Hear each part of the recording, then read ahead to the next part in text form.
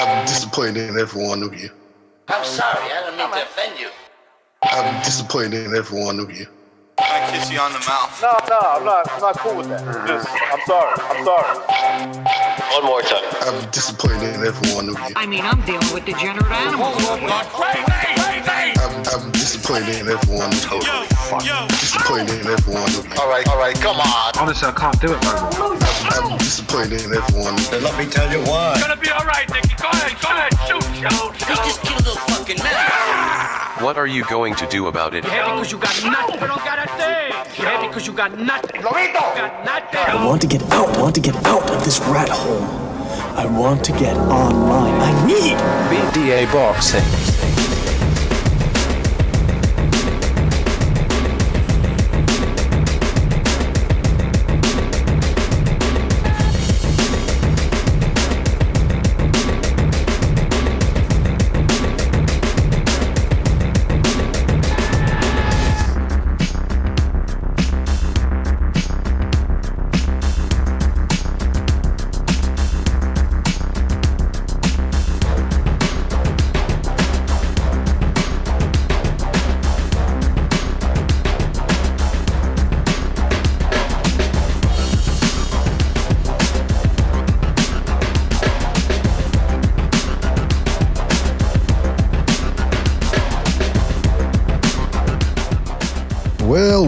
Well. Welcome everybody to another BDA Boxing Podcast, broadcasting to you live from the True North. This is your good friend Mr. BDA, and I sure am glad that everybody could be out there. For this one, fellas, this is indeed another edition of a post-fight call-in show, which means you get to call in, and let me tell you something, we chose a good night to do one of these shows because I suspect we're gonna be getting a lot of phone calls here, a lot of interesting phone calls, to say the least. And nobody can tell me that 2023 has not been a sensational year, at least compared to 2022. We've had wars, we've had some competitive fights that people didn't expect to be competitive, we've had controversy and upsets now of the highest order, fellas, let me tell you. But before we get down to that, let's get the business out of the way. You guys know the drill. If you want to donate a couple of shekels our way, you're certainly welcome to do so with the Super Chat feature. It's always more important if you join the membership program. That way you get more bang for your buck. The most important thing is you continue to like, subscribe, spread that BDA gospel, okay? I want to give a big shout out to everybody in the chat. There we've got Amok PvP, Don Ramon, J Colt, Grand G, Coran Bread, Eparokua, Virtuoso, Don Ramon, Angel Macias, Urea Smith, Windy City, and more people to come. I'm sure, fellas, thank you for coming in here and giving us your attention. And like I said, this is the call-in show, so you guys get to call in and give us your thoughts on the fight. Now, I want to also, again, I suspect we're going to get a lot of phone calls. The phone number's in the left-hand middle portion of your screen, so make sure to call in and give us your thoughts. I suspect we're going to get a lot of calls, so make sure to be concise, precise, and try to make it, like I said, succinct. There's the number right there. I'm putting it in the middle of the screen there so you guys can't miss it. Now, before I go to the phone lines here real quick, don't forget, if you guys got any, spoilers. If nobody saw the fights, whatever, I don't know why you would be listening to the show, but nevertheless, spoilers. Teofimo Lopez pulls off the upset and becomes a two-time lineal champion. Now, check this out. Boxing Scene, I just checked it out. It says, decisions Josh Taylor to capture WBO title. Come on. That's not doing it justice. The guy is the undisputed champ. Yeah, fuck the belts. He beat the lineal guy. And I got a question for everybody that's calling in as well. Teofimo Lopez said that Bradley doesn't deserve to be in the Hall of Fame. My question to you is, Lopez was the undisputed lightweight champion of the world. I don't care if he had one belt missing. And now he's the lineal, undisputed, whatever you want to call it, junior welterweight champion of the world. Does he already have a better career than Timothy Bradley? You guys make sure to call in, let us know. Let's go to a phone call here. Hold on a second. The phone calls are already coming in. Don't forget to hit the like, fellas. Hit the like. It really helps us out. Let's go to 661. 661, you're on the air. 661, what's on your mind? And the new two-division, two-time lineal champion, the takeover, baby. It's deeper than boxing. Look, all you pussy-ass white boys, You're pussies. Who reigns supreme? The takeover. Are you bum-ass, pussy-ass black dudes hating because the Latino went undisputed before all you bums? Who has the best resume? Who beat Loma? Who just schooled Josh Taylor like I said? Where's this cracker-ass Jimmy? Well, let me ask you this. Let me ask you this. Shadowban, let me ask you this. Shadowban, can you hear me? Up? Let me ask you this. I just checked boxing scene, and it says Teofimo Lopez decisions Josh Taylor to capture the WBO title. That's all they're saying. They're making it seem as if he won just one little alphabet title. What's up with that? No, he got the ring. He got the ring belt too. I know, but why isn't boxing scene saying that? Why are they just saying the WBO title? They're pussies. These pussy-ass black dudes and these Caucasian-ass, dirty-ass crackers want us to be under these bum-ass black dudes. Like, they're the best, they're the greatest. That's why they never caught him undisputed. And if you see the interview leading up when they were, like, in the room when Josh Taylor walked out, remember? Teofimo had the Spain flag. Spain flag, basically representing Europe. And it still got these cracker-ass China haters mad. Remember when he started talking Spanish? And that little ugly old dude with the glasses on was like, "Oh, yo puedo hablar español también, pero ahorita estamos hablando inglés." He got all mad, like it's a competition to him. Like, oh, just when Tio was just trying to talk to his Latino fans, bitch ass, honky ass crackers. And now the final press conference when Tio was just giving his quotes, which he was just speaking, right?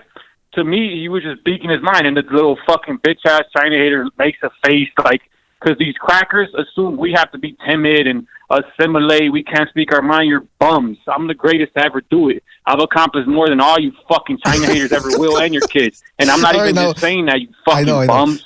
Now, let me just say this because we got limited time here. I just want to ask you this. He was talking, Teofimo Lopez was saying that Timothy Bradley shouldn't be in the Hall of Fame. Has Teofimo Lopez already done more? He shouldn't. Hold on. Let me the question. The question. Has Teofimo Lopez already accomplished more than Timothy Bradley? 100%. His biggest fights he won. Timothy Bradley lost against Pacquiao. But what did they do? They robbed Pacquiao because these dirty cracker-ass China haters are cucks. They want everybody to be under these people, submit like they're the best. They're fucking bums. Regis Progress talks all that shit. Devin Haney, Shakur Stevenson, they're just weight bullies. Teofimo, the smaller dude, just beat Josh Taylor. Hall of fucking Fame. Peace, BDA, peace. The fucking takeover. There you go. That's Shadowban ecstatic that Teofimo Lopez won, and he says that the Caucasians and the jealous black folks are going to be hating on Teofimo Lopez. But I got to tell you what, man, 2-division champ. And it's not just the WBO title like boxing seems making it out to be. He's got 2 undisputed titles. And I don't care about the belts. It's about fighting and beating the best. And he beat Lomachenko at lightweight, and now he's beating Josh Taylor. You can't deny, the facts. You can criticize his character all you want, but he's got 2 solid wins right now. Let's go to the North phone call here. Don't forget to hit the like, fellas. Hit the like. And by the way, just people are saying in the chat, what the fuck's up with Shadowman? I put up the disclaimer here. The views expressed by the callers are not the representative of the views of the BDA organization. So let's just get that straight, please. All right, let's go to another phone call here. Don't forget to hit the like. 817, you're in the air. 817, what's on your mind? Yo, what's up, Shazar? That was a pretty good fight. I was wrong. I thought Taylor was going to knock him out, but Taylor looked washed. His punches looked slow. He was very, very inactive. Both of them actually, I think, they had a really, really low punch output, which I thought was really strange. I guess Teo was mostly just trying to counter. I only gave Taylor 3 rounds. I thought he got his ass beat. Very surprising. I'm telling you, man, this is the like Jim Lampley always used to say, theater of the unexpected, and that's what we got here. Who would you like to see Teofimo Lopez fight next? Man, I don't know, because I guess Prograis would be the best. Because who else is at 140 at the moment? Rolly's a fucking bomb. And maybe you should go knock Rolly out. Actually, is there any inkling of a chance that Tank Davis decides to move up and fight Teofimo Lopez? Man, no, the dude's got to get out of prison first. Tank's not gonna fight this dude. Tank only fights bombs, man. Well, I think he's a bum fighter. Tank's gonna fight bums. He's gonna if Tank fights anybody, he's gonna try to fight Rolly. I think they're trying to set. That's what it seems like they're trying to set it up. They're trying to set up a Rolly fight. with either Tank or Garcia. I think like the real dudes right now at 140 are Prograis and Teofimo, or at least this version of Teofimo. The last two fights of Teofimo, he looked fucked up. I don't know where this dude came from. He figured something out. I guess God touched him or something. I gotta tell you though, I think he did as well. Really weird fight. I'm sorry. I gotta tell you, I think he did as well as Catterall did. It's just that Catterall didn't get the decision. What about Catterall? I think he did. I think he did better. I think he did better than Catterall, to be honest. I mean, the Catterall fight was competitive. They both got dropped, but Teo washed this dude. He washed him. There you go. It wasn't even close. It wasn't even close. Like there was nothing in Taylor's shots. Like I don't. Maybe Catterall took his soul or something. Like that was. Like in the Catterall fight, man, he was throwing bombs, and this one, like, I think Teo just kind of has paper skin. Like that dude cuts really easy, but other than that, like Teo never really looked hurt, you know? Because his face looked all fucked up against Kambosos, and Kambosos is not really a big puncher, so I guess I suppose it's just a question of is weak. Yeah. All right. Well, listen. Very weird. Last question. Is there a possibility Devin Haney versus Teofimo Lopez at 140? Oh hell no, dude. And you saw, Loma, an old Loma, freaking had he beat the shit out of Haney. You really think he's going to try to fight this bigger dude? He's not going to do it. Haney's a fraud. All right. Well, listen. And as far as the Tim Bradley question, I'd say I don't even know why Tim Bradley's even in there. Like his best win is a robbery against Pacquiao. That's dumb. I mean, he got a win over a bunch of other good guys at 140, and he also beat Marquez. So, I mean, I think he's got a good career, but I think at this point, 2 lineal titles from Teofimo Lopez, you can't argue against that. So, listen, Cesar, man. Yeah, that's impressive. That's impressive. I hope we keep this Teo. This is a good Teo. This is the Teo I want to see. That's right. He should always come in as the underdog. I think he steps up to the plate when the odds are against him. All right, well, listen, Cesar, we got to move on, but thank you for your call. Call back next time, right, man? Take it easy out there. Yeah, no problem. See y'all. All right. And by the way, I think I should. The last time I saw the Catterall Lopez fight, the Catterall Taylor fight was about 5 months ago. So I guess I'd have to reassess what I just said about him doing as well as Taylor. But he did drop. As Lopez, but he did drop. What's his name? Taylor. And that was and by the way, I just want to correct something. Yeah, Taylor did not drop Catterall in the fight, although Catterall did get a point take. And that's the other thing. Catterall was doing a lot of clinching, which Lopez didn't do that much of in this fight. So there's a lot of things to look in this fight. All right, let's go to another phone call here. Don't forget to hit the like, fellas. Hit the like. Really helps us out. Let's go to another phone call. Let's go to 404. 404, you're on the air. 404, what's on your mind? Hey, what's going on, guys? This is Coach Eddie. Coach Eddie, what's up? Oh, nothing much. Did anybody just almost witness the robbery that they tried to do just a little while ago? 7-5. If Josh Taylor wins one round, that last round he retains the belts on the majority draw. Coach Eddie, there's what's two. Going on it was two. There were 2 115, 113 cards. 2 of them, not just one. Exactly. So I'm saying one round, and if Josh, let's say Josh won the 12th round, he would have kept his belts tonight. After a thorough beating, he got beat from pillar to post. Wasn't even close. So, what in the world? These guys are supposed to be paid professional judges, and you can't get it that wrong. He doubled he threw over 150 more punches and doubled the punches landed. I don't see how anybody, even Stevie Wonder, could see that was a straight up beat down that Josh Taylor got. So I don't understand what's going on. I don't understand what's going on. They were trying to rob Teo with what it seemed like to me. But they need to be an investigation because these judges get out of control, man. That somebody has to start getting these holding these judges accountable, because if you complain about the judges and people say you're crying, or people get demoralizing, they say there's nothing you can do about it, I disagree. I think we can complain about it and keep reminding people of these scores. Because think about it, like you said, if Taylor wins one more round, that's a draw, or if he drops Lopez, even if it's just a flash knockdown, could have gotten the win right there. And I didn't see him winning this fight, so yeah, man, it's ridiculous. I got to ask you, when it comes to Teofimo Lopez, now the champion at 140, who would you like to see him fight next? Man, He's got a lot of options out there. You know, he could take the easy route. You know, go ahead and knock out Rolly. Rolly has no business in the ring with any of those guys. So he can take the easy route, or he can take the financial route, fight Ryan Garcia, or he can take a more dangerous route and fight the guy like Regis Prograis and other Matisse, which is more dangerous. So I would make the money if I were him. Knock off Rolly, get a big fight with Ryan Garcia, then move on to the harder competition in 140. And just for the guy that said Tim Bradley doesn't belong in the Hall of Fame, they got people who actually never even laced up a pair of gloves in the Hall of Fame.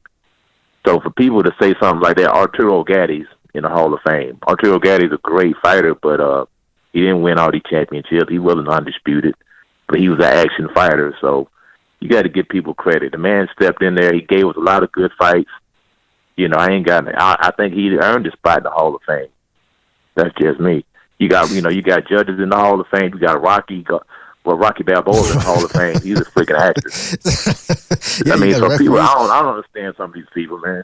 I mean, it's a different category. You know, they've got different categories in the Hall of Fame, but they have been lowering the standards in the last at least 5 years. So you're going to be seeing a lot of people getting in there that people are going to start questioning. But it is what it is. At the end of the day, fans know what's up, and Timothy Bradley has a very good resume. And like you said, if Ignemar Johansson can get in there, I think Timothy Bradley then should get in by those standards as well. Well, listen, Coach Eddie, we're going to move on here. But thank you for your call. Call back next time, right, man? Thanks. Yes, sir. Thank you. Thank you. Take it easy out there. Shit. I did what I accidentally hung up on somebody. Who did I hang up on? 404, I think? No, that was Coach Eddie. Whoever I just hung up on, I'm sorry about that. It's because I click on the hang up button, and then if a person hangs up before I do, then I hang up on the next person. Sorry about that. Call back. The phone number is right there in the left-hand middle portion of your screen, fellas. Make sure to call in. Let's go to another phone call here. Let's go to 510. 510, you're on the air. 510, what's on your mind? Hey, what's up, B today? It's Mr. Booty Juice.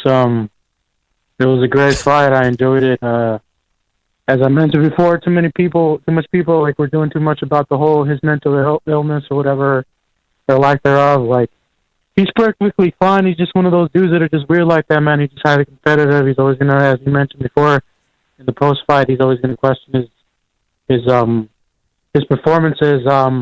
And yeah, the fight played out like I thought he would have sparked this kid earlier. I thought he was gonna put it on him and put him out because his explosiveness was just too much. Josh Taylor, he's decent, but I've never thought too much of the guy, and he was a bit slower on the punches. He was getting tagged way too often, because that's why I mentioned before, like, this was like Teo's fight to just, he had to put it together, and he did, and he was just coming out better in practically all of the exchanges, but he was on the inside, on the outside, he was moving in and out. He was just like, it was complete domination. So, yeah, good fight. I like Teo. Teo's a decent fighter. It's the type of guy I want to watch. So, other than that, fuck Timothy Bradley and fuck Andre Ward and fuck the other bitch too that was like commentating, terrible commentators.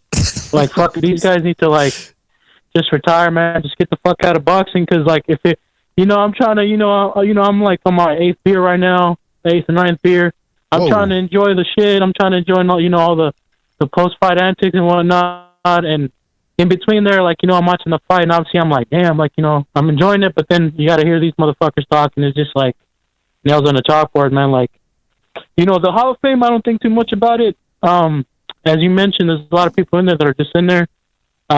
Timothy Bradley as a fighter, I mean, I don't give a fuck, So, yeah, hopefully Teo takes a better fight. I think that would be, as the other caller mentioned, it'd be a good avenue just to, just fucking destroy that fucking Fruit Loop Ryan Garcia, and then take his money, take his fans or whatever, or as much as he can, and then go up and fight Rolly. He has a lot of options. So, my only takeaways, like negatives from his performance, would probably be, what's not necessarily related to his performance, but he might want to look at in the future for the cuts. If he gets hit the wrong way, he might be stopped through cuts. So that's pretty concerning. Taylor's he didn't really crack him hard. Maybe there was a hook in there, I think, that I can remember in the middle rounds where he did get his head got popped back, a bit. But other than that, he has to look out for that. And his dad is a creepy motherfucker, but he's pretty funny. I don't think coming forward, he's gonna have issues with that. So, but I am concerned though. Like, I wonder if he has enough power to hurt these dudes going. I mean, he'll fuck up Broly and Ryan, so that's not even a question. Gervonta, I don't know. He might. If that fight ever happens, honestly, if that fight ever happens, it will happen in the future, like 3-4 years down the line. It's not gonna happen now, but yeah. Anyways, that's about it, man. Good shit. Good night of boxing. I'm gonna get more fucked up right now, so y'all take it easy. Well, enjoy the rest of your night there, Mr. Booty Juice. Take it easy out there. Thank you for your call, man. Yep. Yeah, thank you, man. Take it easy. Take it easy out there. Hey, by the way, let me just read this comment real quick here from Fernet. I don't know if it's in Spanish, but anyway, he's saying, letting the judges off the hook because Teo still won is like catching a waiter filling up your wife and ignoring it because he still served dinner. Then one day the meal never comes, you're shocked. I mean, that's what I'm saying. The fucking judges almost robbed Teofimo Lopez. And then on top of that, you've got headlines like this one here on Boxing Scene where they go, well, you guys can see it because it's fucked up here, but it says that Lopez decisions Josh Taylor to capture WBO title. Really? That's all he won? He didn't win the Ring Magazine Lineal Championship. He didn't win the... Listen, is there really any dispute about who the best is? Is there really a dispute about this guy being the best super lightweight in the world? That's why I don't like these fucking belts, man. This is what I don't like, this whole thing about belts. People are like, well, he's not on dispute because he doesn't have the rest of the belts. Come on now. And by the way, so I want to hear from you guys. I want to hear about the decision. I want to hear about the judges. What do you think about the judges? I want to hear about what's next for Lopez. Who does he fight? And does he already have a better career than Timothy Bradley? Don't forget to hit the like, fellas. Hit the like, hit the like, hit the like. Really helps us out. Let's go back to the phone lines here. Let's go to 336. 336, you're on the air. 336, what's on your mind? Yo. So I had picked Taylor 8-4-7-5 close UD, and I had an 8-4 Lopez. Now, a lot of these people are like kind of crying about the 115-113 scorecard, and yeah, it was probably a little too close, but wasn't anywhere near as bad as what we had seen in the last super fight. I'm not going to get too much into that. But, the Lick Deontay's Balls crew right now on Suicide Watch, I'm a big fan of both guys, so I'm really happy for Teo. I might even be more happy that Teo won just because the LDBC are going to be crying, for weeks about this shit. And he looked damn good. So this was like a story of two fights, or like kind of like two sides of the fight. It was same thing with Loma Haney. The first half of the fight was competitive, 3-3, 4-2 either way. But then Teo won 5 of the last 6 rounds. The only round Taylor won from 7 through 12 was round 10. That's because Teo let off the gas. If he had fucking stepped to him in round 10, he could have had him out of there by round 12 or knocked him down. I really believe that based on what we've seen in round 12. So that'd be my only criticism of Teo, but he looked fucking amazing. And, when it comes to who's the top guy, Reed just looked damn good against Zepeda. So him and, Teo's a very, very close fight. I wouldn't to me, that's a 50-50 fight. This was like a 60-40, 50-50 for Taylor. I thought Taylor was just going to edge him late, but it was the exact opposite, really. It was Teo just continuing to show his dominance. And, he lost to the Lick Deontay's Balls crew. You said what? No, I'm saying you're right that I think he could have gotten the stoppage, man. It's just he took that 10th round off, I think, and it's he's not that type of fighter, Teofimo Lopez. That's why I thought he was going to lose, because I don't think he's a chase you down type of guy. But I mean, he was there for the taking, but nevertheless he did win the decision. So I guess it's a moot point. Yeah, no kidding. Yeah. But that 115-113 card was nowhere near as bad as 116, 112, 115, 113 Haney. So we got to get that out of the way. But the thing is, Josh Taylor doesn't have that black privilege like Haney does. So, you got to beat the champ, bro. You got to beat the champ. Yeah. But anyways, after that performance, he's definitely above Haney pound for pound. He's definitely above Jermell, because Jermell is 1-1 against his best wins, which is Tony Harrison and Castaño. That's not a bad thing either. It's not like Jermell Charles is by no means a bad fighter, but you can't sit there and tell me he's better than Teofimo fucking Lopez. You can't sit there and tell me Haney, you got a gift decision, is better than Teofimo Lopez. Hell, even though I'm going to wait before I put him above Spence, because we got to see that fight first. But that performance, I mean, Spence, the only thing that's comparable is like him versus Ugas. Ugas is old, is very beatable. It was I think he was maybe stopped by Amir Khan early in his career at 140, if I remember, or something, or in the amateurs, some shit like that. Ugas is a very, very beatable fighter. Same with Danny Garcia, always coming up short at, his biggest fights at 47. And Sean Porter's the same way, 50-50 fighter at 47. He lost most of his big fights. So Errol Spence, he's beaten very beatable guys. Teofimo Lopez beat Lomachenko 7-5, something like that. I think it's probably about right, maybe 8-4. And he beat Taylor 8-4. He's the best two guys of their fucking era. So if we assume Lomachenko retires, he's top 5 pound for pound, period. If you don't fucking agree with that, you're a man fan. You simp on fuck these black niggas that are overhyped. That's just what it is. There you go. Out Teofimo Lopez, happy for him. And I want to see Haney fight either Teo or rematch Loma. The reason I want to see the Loma Shakur fight, so that's just going to be, or like the Haney Shakur fight, that's going to be an ass fucking fight. That's going to be a boring fucking fight, telling you. But we see Teo Haney as bad blood. We see Loma Shakur MSG if Loma wants to come back and be a gangster once again at his age. We can see that. Now, that fight's a damn close fight, too. But the LDBC, the Lick Deontay's Balls crew, they're big mad that, Teo and Loma run their divisions. They're running the best divisions in the sport, some of the best divisions in the sport, and they don't got enough melanin in their skin, so they're ass hurt about it. So go Teo. I'm going to get drunk for him tonight, and that's all I had to say. I was wrong. He proved me wrong, but I wasn't completely shocked at all by the performance. I was a little surprised that in the second half, the thing is, Taylor, whenever Teo would go to the body, he was there to be hit with. He was there to be hit with that left hand. He was countered in the first half of the fight. Last comments because we got to move on. Yeah. I'm ready to bounce. In the first half of the fight, Taylor was hitting him well with that left uppercut, left hook, countering him as Teo was coming into the body. But the second half of the fight, you could just see Teo just move his head off. Even though it was still kind of on the center line at times, he was just able to evade that shot because Taylor was slowing down. He was loading up too much. And that's kind of what just sold the fight. Taylor could no longer land that left hand. He was no longer a threat. So good shit, Teo. Your top 5 pound for pound of Loma's retired. The only thing I had against you was you didn't rematch him, but he's a quality fucking fighter, man. He looked great. All right, there you go, man. That's it. All right. I'm out. Well, listen, good call, and call back next time, right, man? Take it easy out there. Yep. All right, no model. Yeah, man. I mean, it's interesting that we're getting these calls about, because, think about it. 2-time undisputed champion. I know some people are going to go, BD8 undisputed, he doesn't have all the belts. Undisputed means that there's no dispute. Are you telling me there's a dispute about Teofimo Lopez having been the best at 135 when he beat Lomachenko? And are you telling me there's a dispute now about him being the best at 140? There isn't.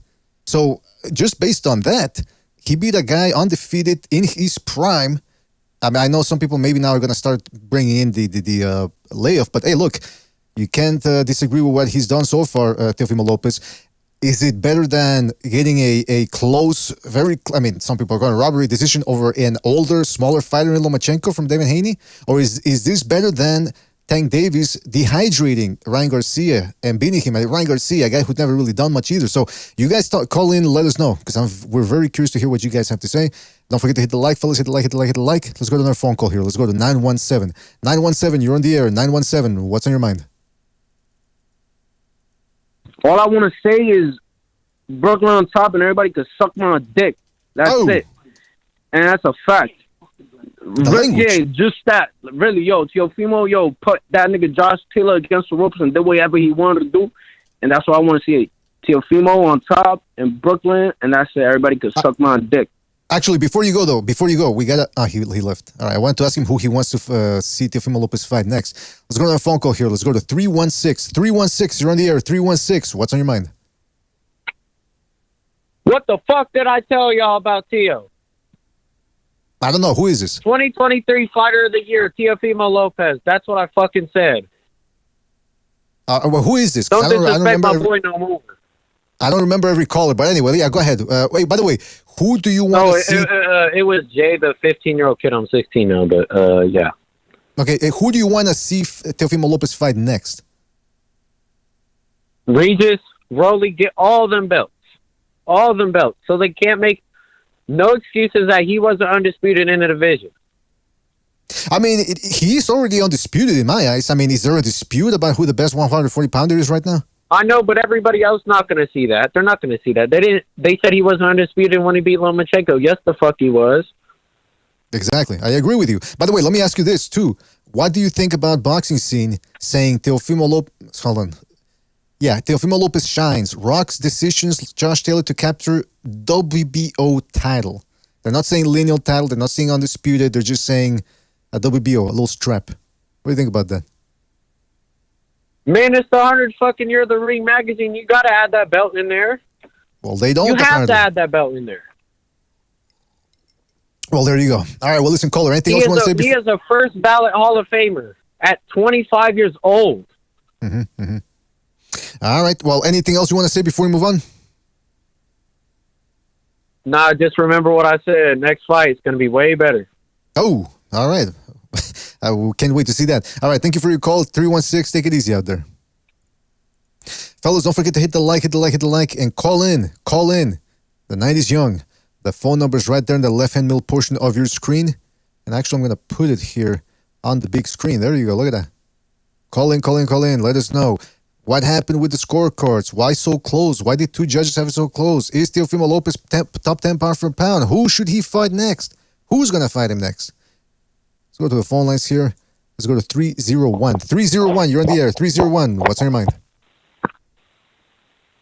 Hey, what's up, BDA? Another top-ranked card. I don't know what to make of these scorecards because I gave Taylor like 2 rounds or something. I really didn't get that. I thought they would be, stacked for Lopez. So I don't know if they were like trying to make up for the Lomachenko robbery or something and overcompensate in the wrong direction. But it was a terrible card. I mean, it was actually worse than Bivol Canelo, I feel like, in terms of how off it was. I don't know the punch stats, too, because when I saw Taylor was throwing more punches than they credited him for, I don't know if you felt that way. I mean, definitely lowered his output, and he looked hesitant. He looked really bad, to be honest. Like, I was watching with my cousin, and I saw from the first round, he was really overstepping with his hind leg when he was on his what do you call it, on a stick, trying to move around. So I really didn't like that. I don't know if he just has trouble making weight. But yeah, I on that note, I don't know what to make of Teofimo. I mean, I like the angles he was using. I thought he was boxing smart.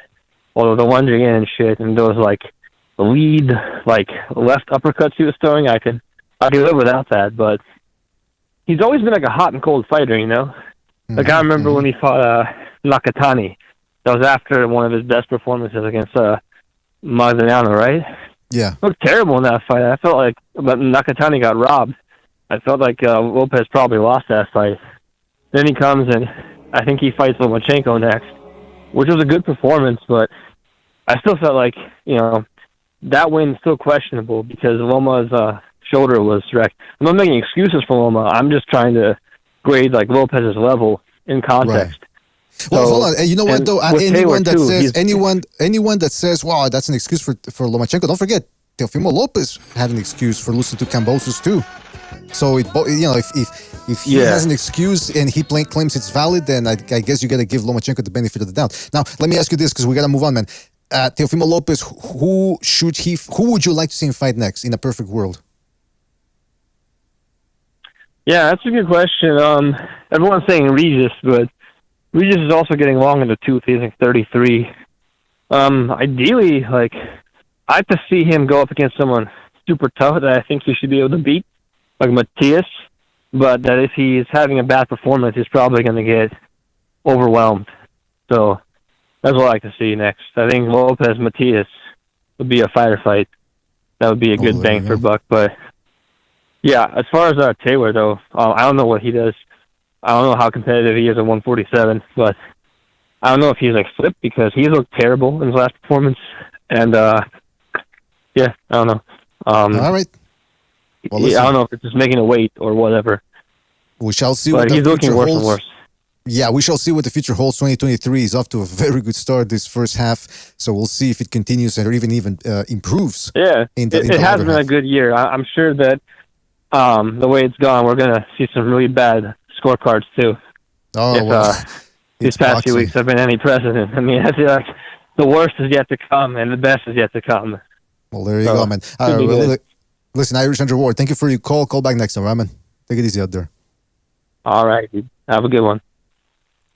All right, let's go. Fellas, that phone number's in the left-hand middle portion of your screen. It's right there. So call in. Give us your thoughts on the fight, the scorecards.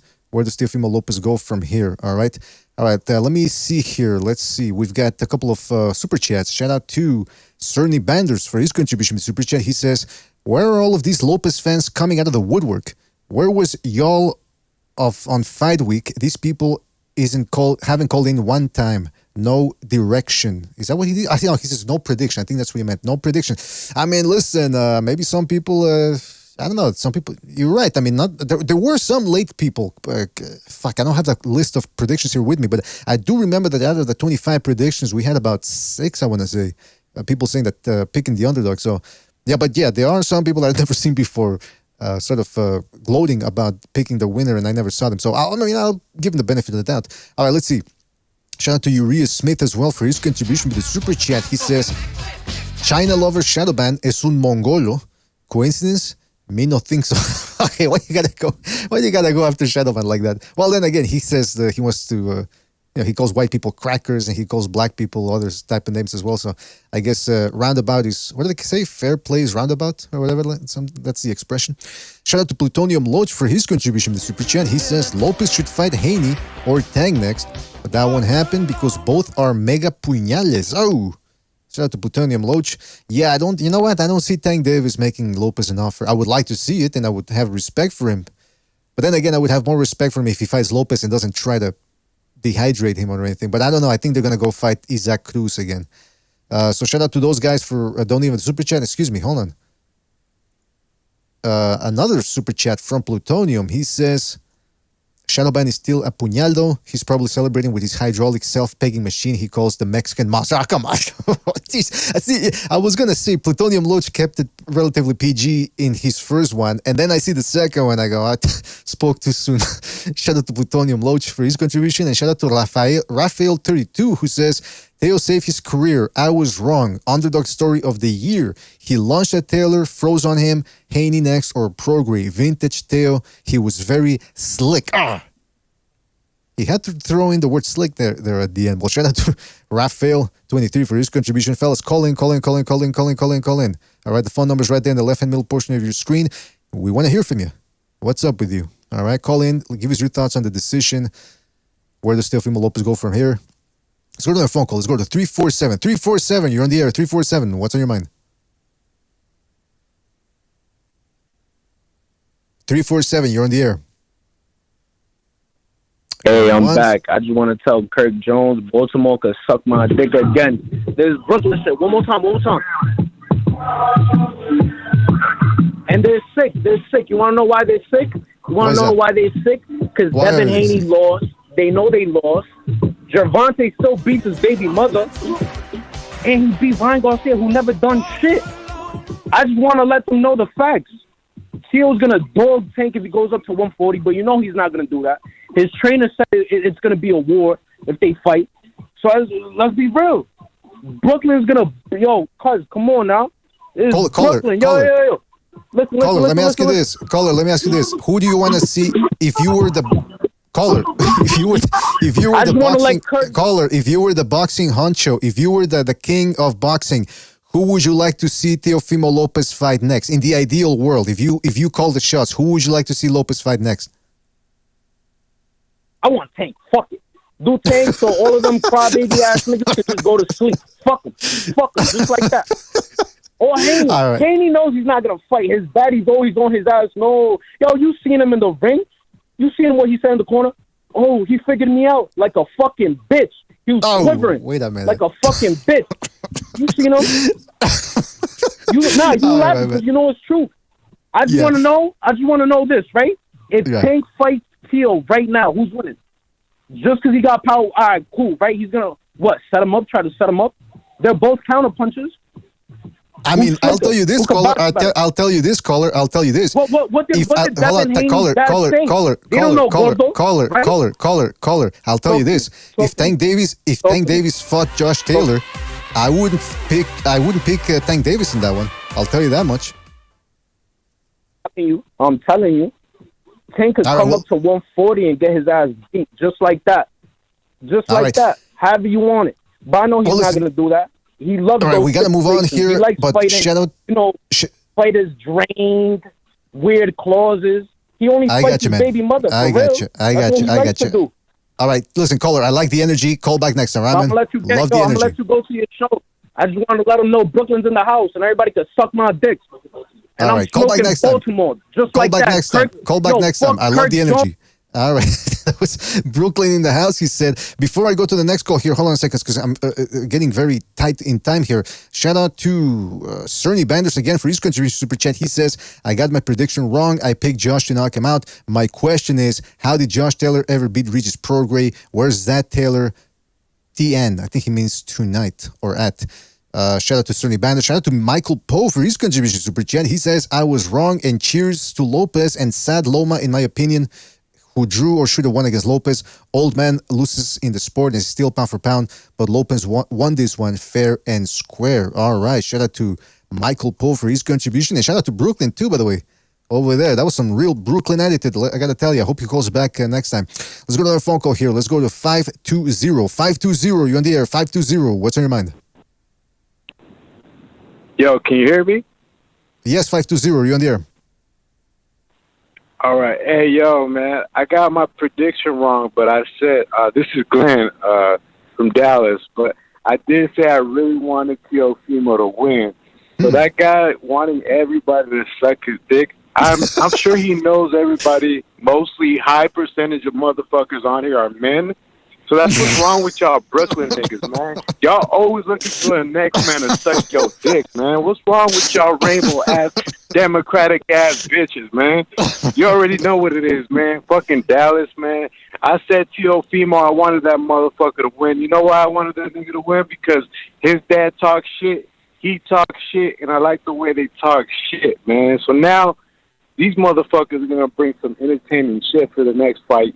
And of course, Tank Davis is not going to fight this motherfucker because think about it this way, man. The harder the fight, the better Teo fights, man.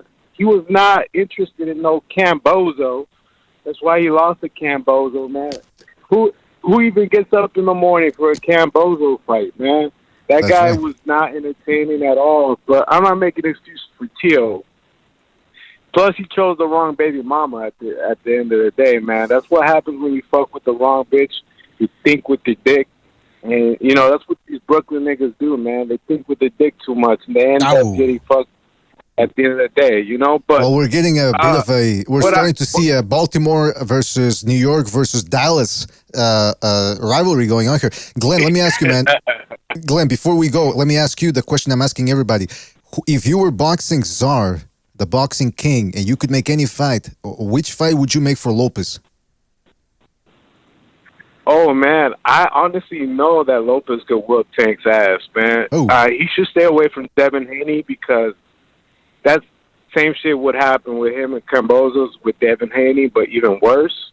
They even talked about that they used to fight back in the day, you know. They had the little matches. So you need to stay away from Haney, either Prograis, and then Rolly, man. He just needs to fight his homie, man. Beat the shit out of him, take his belt, you know, and just, you know, find another baby mama, man. Or don't get no bitch pregnant, man, because y'all Brooklyn niggas is fucking soft right now. Oh, wait a minute. That's all I got to say. You. All right, well, Glenn, thank you for your call. Call back next time, right, man? Take it easy out there. There you go. That was Glenn from Dallas. Not appreciating the Brooklynites' words from the previous caller. All right, don't forget to hit the like, fellas. Hit the like. And we've got the number in the left-hand middle portion of your screen right there. So make sure to call in. Give us your thoughts on the fight, the decision. Where does Lopez go from here? Pound for pound, all that stuff, man. Let's go. Let's make it happen here. Let's go to 210. 210. You're in the air. 210. What's on your mind? Is that me? Yes, 210. There's a lot of background noise. Maybe I hope you can reduce that. If you're on the Bluetooth. Yeah, I'm sorry. I was going to push the button when I pulled over. Can you come back to me? Well, I can hear you now, though. I mean, yeah, I was going to pull over because I'm on the highway, but I mean, I don't want to sound like shit. But can you come back to? Can you come back to me? Yes. Well, I'm going to hang up on you. Just call back, all right? Okay, thank you. All right, thank you. All right, there you go. He's in the highway. Hopefully, he's not in a high-speed police chase here. 843, you're in the air. 843. What's on your mind? Hello, can you hear me? Yes, 843. What's on your mind? Hey, this is Auto Conditioning. Hey, I'm calling about the fight. So I was impressed. At the beginning, before the fight started, like a couple of weeks ago, I thought Tion was going to win just because of inactivity. But then the more I hear about him talking about killing Taylor, and then I think even in this video, the highlight reel that they showed before the fight, he was saying that he wanted to die in the ring. Like, he was saying some weird shit. So I was like, man, it doesn't seem like he wants to box anymore. I don't know what's going on with him. So I thought he was going to lose this fight via stoppage. But, I mean, Taylor would just look old or just inactive. He just look inactive. Like, he just was thinking too much about throwing punches. Just didn't have the same confidence throwing the punches. So, Teo just kind of noticed what he was doing, or he was, you can kind of tell that Taylor, whenever he missed, he kind of got a little frustrated with it. So I think that's how Teo knew, hey, I got this on the bag. So, I was very impressed with the performance. So I think it was a mix of two, Teo not really giving up and Taylor just being off. Now, I got to put some respect on Subriel Matias' name. I want him to fight Teofimo. I think people kind of look over Subriel Matias just because he's old and he's with PBC. I want him to fight somebody with a big name so at least he can be recognized as a good boxer, because a lot of people say, yeah, he's a good boxer, but nobody even knows him. So, I think I would like to see him fight Subriel Matias. Same layout, same New York crowd. I think it will be a great fight for both fighters, and it's a good opportunity for the future. So, that's what I got. All right. Well, listen, caller, thank you for your call. Call back next time, all right? Take it easy out there. Yeah, no problem. Yeah, you too. All right. That was 843 right there. Don't forget to hit the like, fellas. Hit the like. We've got the caller who was in the highway right now calling back. Yes, caller, you're on the air. What's on your mind?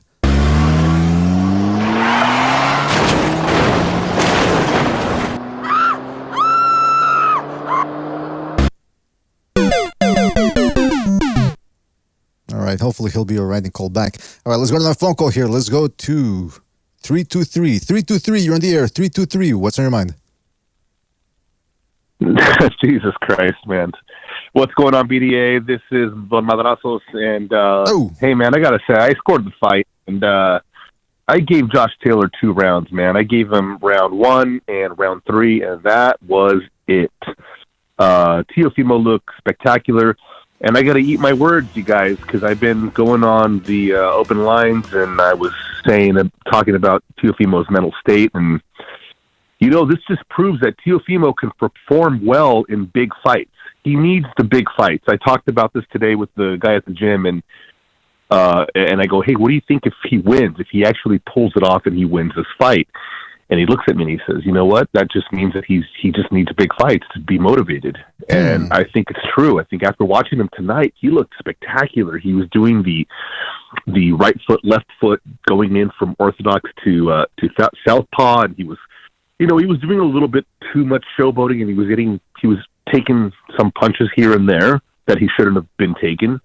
But overall, I think after the 4th round, he just took over. I mean, he won.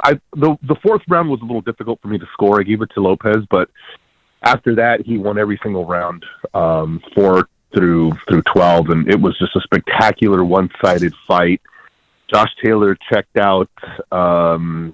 It was kind of sad to see him fight that way. I didn't expect that. That was really unexpected. But Teofimo, man.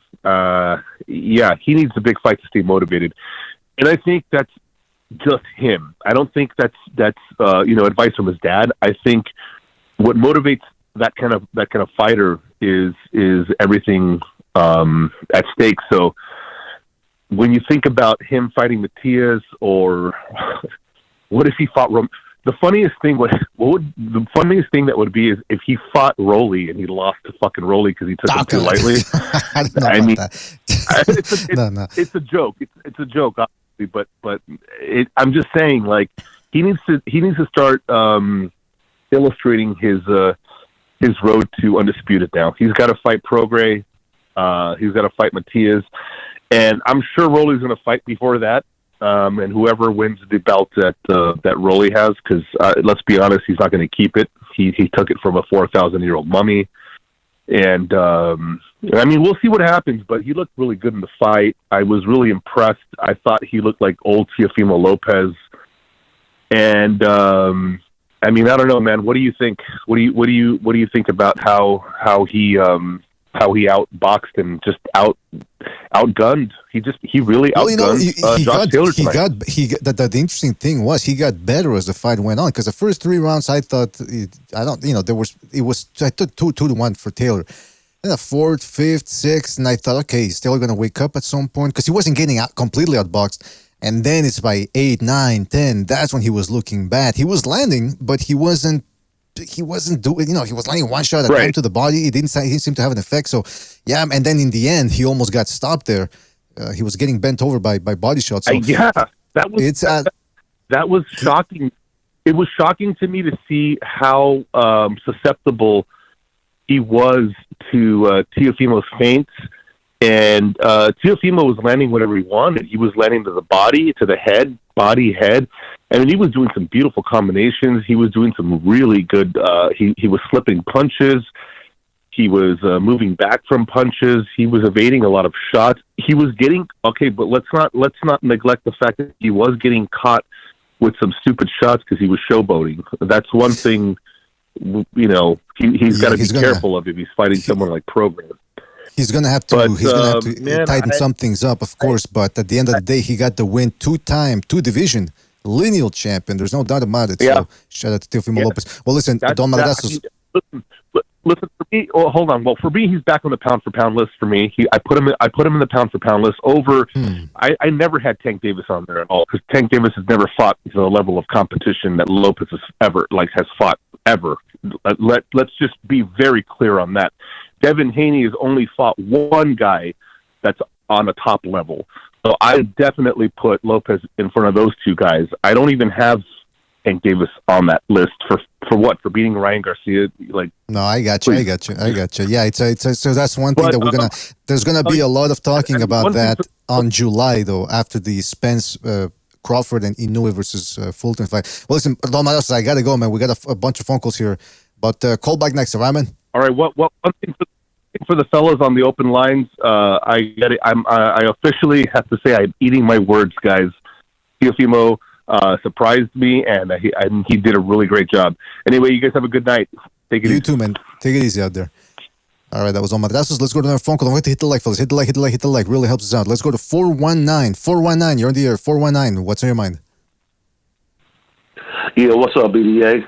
This is Raphael, 32, calling from Toledo. Raphael. I always say your name Raphael. It's Raphael. All right, there you go. What's up, man? Yeah, Raphael. You know how you read it, but yeah, Tio, he talked about the black fighters and sure fought like one tonight. Oh. and 140 is on fire. He should fight Haney. Prograis is a natural 140-pounder. He fights Haney, is moving up. I would like to see that fight. He threw the boat, the tub, everything at Taylor. He lunged at him. He froze on him. He was dancing. Now, he really didn't get caught showboating like you see fighters do. He has some good rounds. Taylor has some good rounds where he caught Tio, and I was just like you, hoping that because I said Taylor would win. I said that on the last call. I predicted Taylor to win. So this was unexpected for me, and I'm happy for T.O. I hope he continues to shoot up now. Shoot straight to the stars. But yeah, he's in for a 8-figure payday. He saved his career, like I said. Big ups to him. You know what? As long as he doesn't self-implode like he did after the Kambosos fight. I mean, after the Lomachenko fight. Hopefully he stays on his head stays on a swivel. Hopefully it stays on a swivel here. Mm-hmm. All right. Well, listen, and Raphael, didn't they mention something about retirement? He said something. Like to Coppinger, saying he said something like he might retire. But I think he was talking about like he did say he needed rest. If anybody saw that out there in the chat, yeah, please let us know because I didn't catch the post-fight interview. So if somebody could fill us in. What's my boy name? How you say his name? Usina. Who? Usina, the announcer. Oh, Osuna. Okay, yeah. He said I think Tio just said he might retire. Is that right? It's on the if you replay it, it's on ESPN post after show. Well, I'll check it out. If anybody can give us an update on that too in the chat, certainly appreciate it. Well, listen, Rafael, thank you for your call, man. Call back next time, right? Take it easy out there. Right. All right, thank you, man. Peace. All right, yeah, I'm going to be scouring Twitter while I take the phone calls here, see if, Grant G says Teo was just trolling. Oh, okay, maybe he was trolling because everyone was talking about his mental state. And maybe he's saying like, hey, maybe now I should retire after all. All right, let's go to another phone call here. Let's go to 210. 210, you're on the air. 210, what's on your mind? Hey, I'm off the highway. Okay, fantastic. Hey, what's up, man? What's up, BDA? Yeah. What's up? Hey, I just had a good time. I was watching all the fights at a venue, and I had a good night because the two boxing matches were shown, and then the UFC fight bombed. It was boring as fuck. So it was a good night. But to that last caller, man, shut your ass up. Nobody wants to see Devin Haney. Devin Haney is dog meat. You saw what Bob Arum's options are. It's Loma again, which he's not going to take. It's the winner of tonight's fight he's not going to take. And it's also, who else was he offering on Top Rank side? Another fight that he's not going to take. But and if he goes to the zone, he's not going to fight Prograis because Prograis is going to eat him up alive. He's talking about Tio's power how are you going to talk about Tio's power after you just brought up Devin Haney, who doesn't have power at 135? He's not going to have power at 140. Like, he's dog meat. You know what I mean? So, I could tell by his accent where his fucking motives were. But anyways, Tio, like, it's a combination of things with Tio. Tio's a complicated guy because he's not mentally stable, but he's athletic as hell. You know what I mean? So, one, his dad is a factor. Two, the weight was a factor. So I always tell people, like, you got to be healthy. Like, the most dominant fighters always ate and then went on the scale. Pacquiao, Floyd, Lomachenko. You know, they get 100% of their abilities. So tonight he had more of himself to give. And also with I agree with some of the callers saying that, you know, you got to fight to the level of your competition. He didn't get up to certain guys. I get it, and I believe that. So with Tio, it's a lot of things. He's a weird guy, and a lot of your favorite fighters are weird guys, and that's a lot of people don't know because they never met these guys. But it's a good win. Munguia had to pull it out of the fire. He's dog meat. Also, somebody's gonna take his own. Oscar has to do some careful picking and choosing with this guy. So that was a good fight, though. That sold the show at the sports bar I was at, which is they were all there for UFC. But it's funny because whoever was the DJ fucked up, whoever was DJ fucked up. Sorry, I know I'm rambling, but whoever was DJ fucked up and put the Munguia fight on the audio. So so there was 3 big screens, and it was like, so the Munguia, like, everybody was watching the Munguia fight. Everybody, and then with the UFC, they're just rolling around. Like, everybody was just like, yo, the Munguia stole the show because they were going back and forth, and he knocked him down in the 12th round. He pulled it out, and but yeah, man, it was a good night. I'm glad I called in, man. It sucks that Jimmy's asleep. I know he needs his rest. He's one of my favorite characters. Tomorrow we will be having the usual regular show with everybody on there, so we'll hear from everybody from. Well, what time do y'all go on? I'd say I don't know. I'd have to talk to Bucho. He's the one that's going to do it, I suspect. But we'll probably in the afternoon, after 12 p.m. and 3 p.m. I would assume. Well, listen, we got to go, man. We got to take another phone call here. But thank you for your call, man, and take it easy. Yeah. No. Thank you for thanks for patching me in. All right, take it easy out there. Yeah, make sure you don't crash. All right, let's go to another phone call here. Don't forget to hit the like, fellas. Hit the like, hit the like, hit the like. Really helps us out here. Let's go to 77. Okay, there's two 773. So 773-988. 773-988. What's on your mind? Hey, what's going on? You know what? I was thinking that the best fight for Lopez would be, and for the fans, of course, would be with Prograis. But what I didn't realize is Regis Prograis is already 34 years old. Did you realize that? Yes, I did know that. What do you think about that? Do you think He should probably hurry up and make that fight, because I don't want to... Father Time can fuck you up, you know what I mean? You don't want to get him in the ring with Lopez when he's 36 or something like that. You know how they have a habit of marinating stuff, like ruining a good fight? So they should probably hurry up with that fight, because that's the very best that I can imagine for Lopez. And what I wanted to ask you is, what the hell is Josh Taylor going to do now at 147? You think he'll get smashed up there at 47? I'll tell you what, caller. If I'm managing Taylor, I'm getting him 2 layup fights. Get him active again, because he hadn't fought in 16 months, and also it would help him to acclimatize to 147, because this whole thing of fighting once a year, I'm not to make, I'm going to give Teofimo Lopez his credit, but it can't help you improve fighting once a year, so especially in a new division. So he's going to have to get a couple fights in, get the rust in, get used to 147, and then see what he can do against some of the top 10 opposition there. That's my thing there. But caller, anything else you want to say before we move on? I agree with you. I think that I just don't want to see like Josh Taylor get destroyed by Virgil Ortiz. You know what I mean? That's. I agree with you. They better get him acclimated. But I just it's not going to bode well for him up there at 47. That's just my opinion. But a great fight, and I was totally wrong about Lopez. I thought Taylor was going to beat him up, but props to Taylor, to Lopez. He was terrific tonight. There you go, man. Absolutely. All right, well, thank you for your call, and call back next time. Take it easy out there. All right, thanks, man. Yeah, that's what makes boxing so fun, man. When you get this type of upsets where you go, whoa, what's going to happen next? It's like a thrill ride. Let's go to the phone. Let's go to the other 773. 773, you're on the air. 773, what's on your mind? The real 773.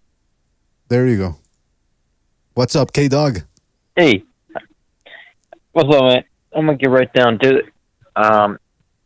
Didn't Taylor duck Cattle Raw? I mean, I would say he did, yeah. He went in there, a domestic level fighter, English bum. Ah, come on. I got to call him a bum, my shtick. He went in there against a domestic level fighter, Catterall. 2-0 fight is supposed to be. And he got a gift decision. And they never let him get the rematch. That right there is just a bad sign. Really bad sign. You should want to put that to rest. Get in there, prove everybody wrong, let everybody know I had a bad night, but here I'm going to come back and let everybody know I'm the champ and that was just a bad night. But he didn't want to do that. He ducked the fight. And that right there should tell everybody where his mindset is. He thought he made it. He unified, and that's it. I'm good to go. Well, you got a gift decision, a fight you should have lost, and he went in there and he looked like trash this fight. So everyone telling him how good he is. Well, he got brought back down to reality. Oops, there goes gravity. Yep. Hey, K-Dog, if you were boxing's king, who would you like to see who would you make Teofimo Lopez fight next? Who else got the belts there at 140? Fuck the belts. But anyway, yeah, okay, it would be the other top guys, Regis Prograis, Jose Ramirez, the murderers, Subidel Matias, and you still got Carroll in the mix there as well. I want Regis. Prograis. The Ruguru. All right. Well, listen, K-Dog, fight for him, but right. I think he's hungry. Prograis is hungry. He's tough and he's rugged. I don't think that's a good matchup for Lopez. I say this though, Munguia, they robbed the Ukrainian again. They robbed him again, didn't they? I mean, yeah, that I don't know. I didn't watch the there. fight, but I'm just gonna go out on a limb and say that they didn't give it to him. I'm just go out on a limb and say they robbed him. I didn't even watch the fight. He's not even going to watch the fight. It was a close fight. On principle. All right, well, listen, K-Dog, I got to move on here, mate. But thank you for your call. Call back next time, all right? Take it easy on there. One love. What the fuck's he on? One love. All right, hey, fellas, don't forget to hit the like. Hit the like. Really helps us out. The phone number is right there in the left-hand middle portion of your screen. So call in. Give us your thoughts on what we just saw here. The upset. Call in. Tell us about your pound-for-pound list. Is there some restructuring? What do you think about the scorecards? 2 scorecards, 115, 113. Very close. And tell us what's next for Teofimo Lopez. What's the mega fight out there? Let's go to another phone call here. Let's go to 757. 757, you're on the air. 757, what's on your mind? Yo. Y'all can hear me? Yeah, 757. Go ahead. Hello?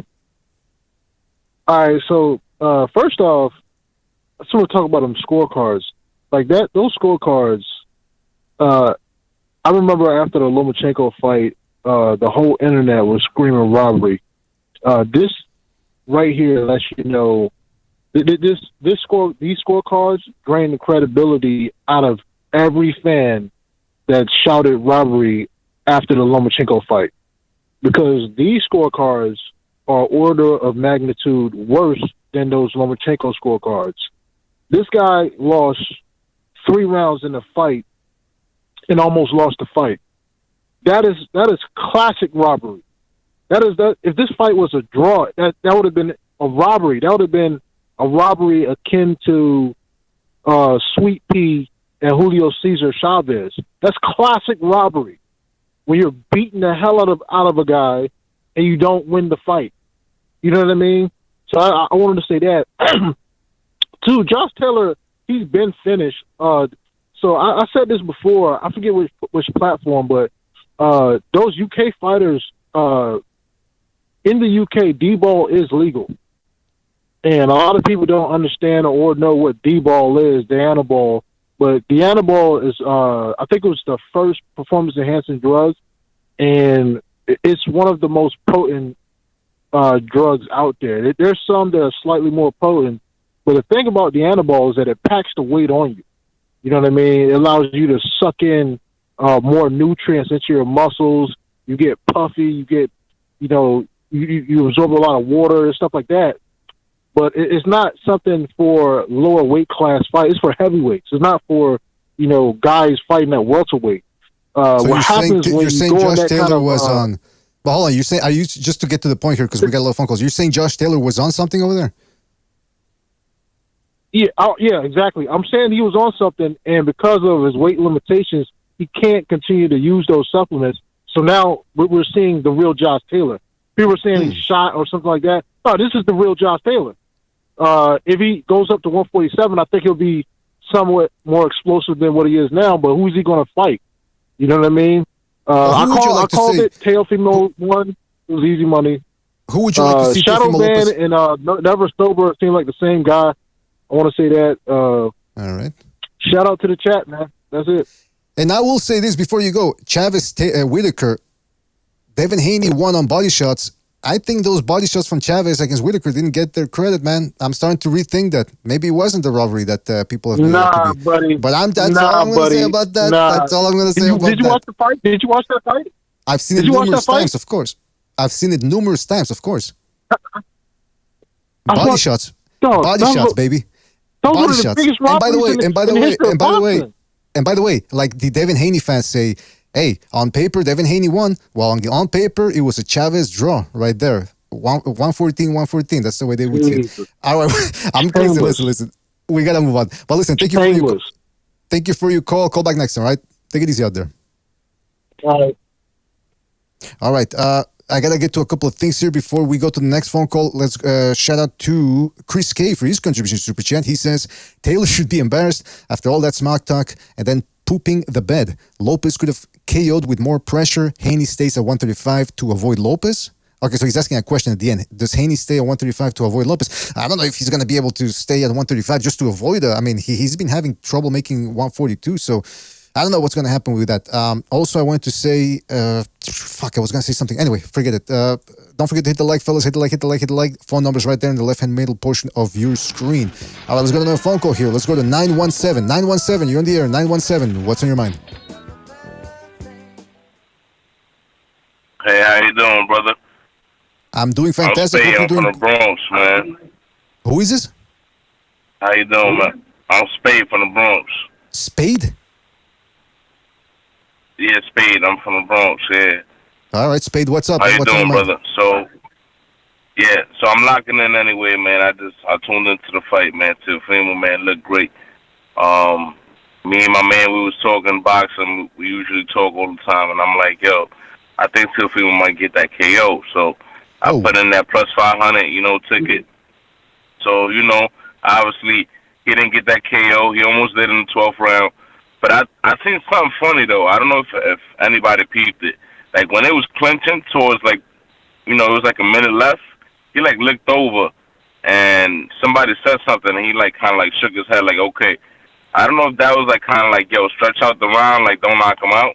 You know what I mean? Like, I don't know. It was kind of weird to me, because I feel like he could have finished him, and he kind of, like, laid back after. And he didn't, like, really, like, like, attack him like he could have.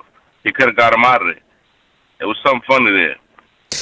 I'd have to rewatch the fight, man. I'd have to rewatch the fight to see if that indeed occurred. Now, let me ask you this, something I'm asking every caller here. If you were boxing's king and you could make any fight possible out there, who would you like to see Lopez fight next? Man, for a fact, man, to keep it 100 with you, a lot of people not talking about him, man, but this young bull, man, Jermaine Ortiz, man, like, he's like that.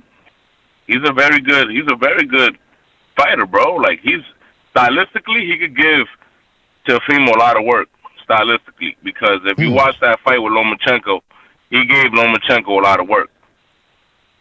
So, I think that's a fight right there that a lot of people not even seeing. Like, I think that's a good fight he could have next, and then after that, he could probably go, for Haney or maybe even Tank.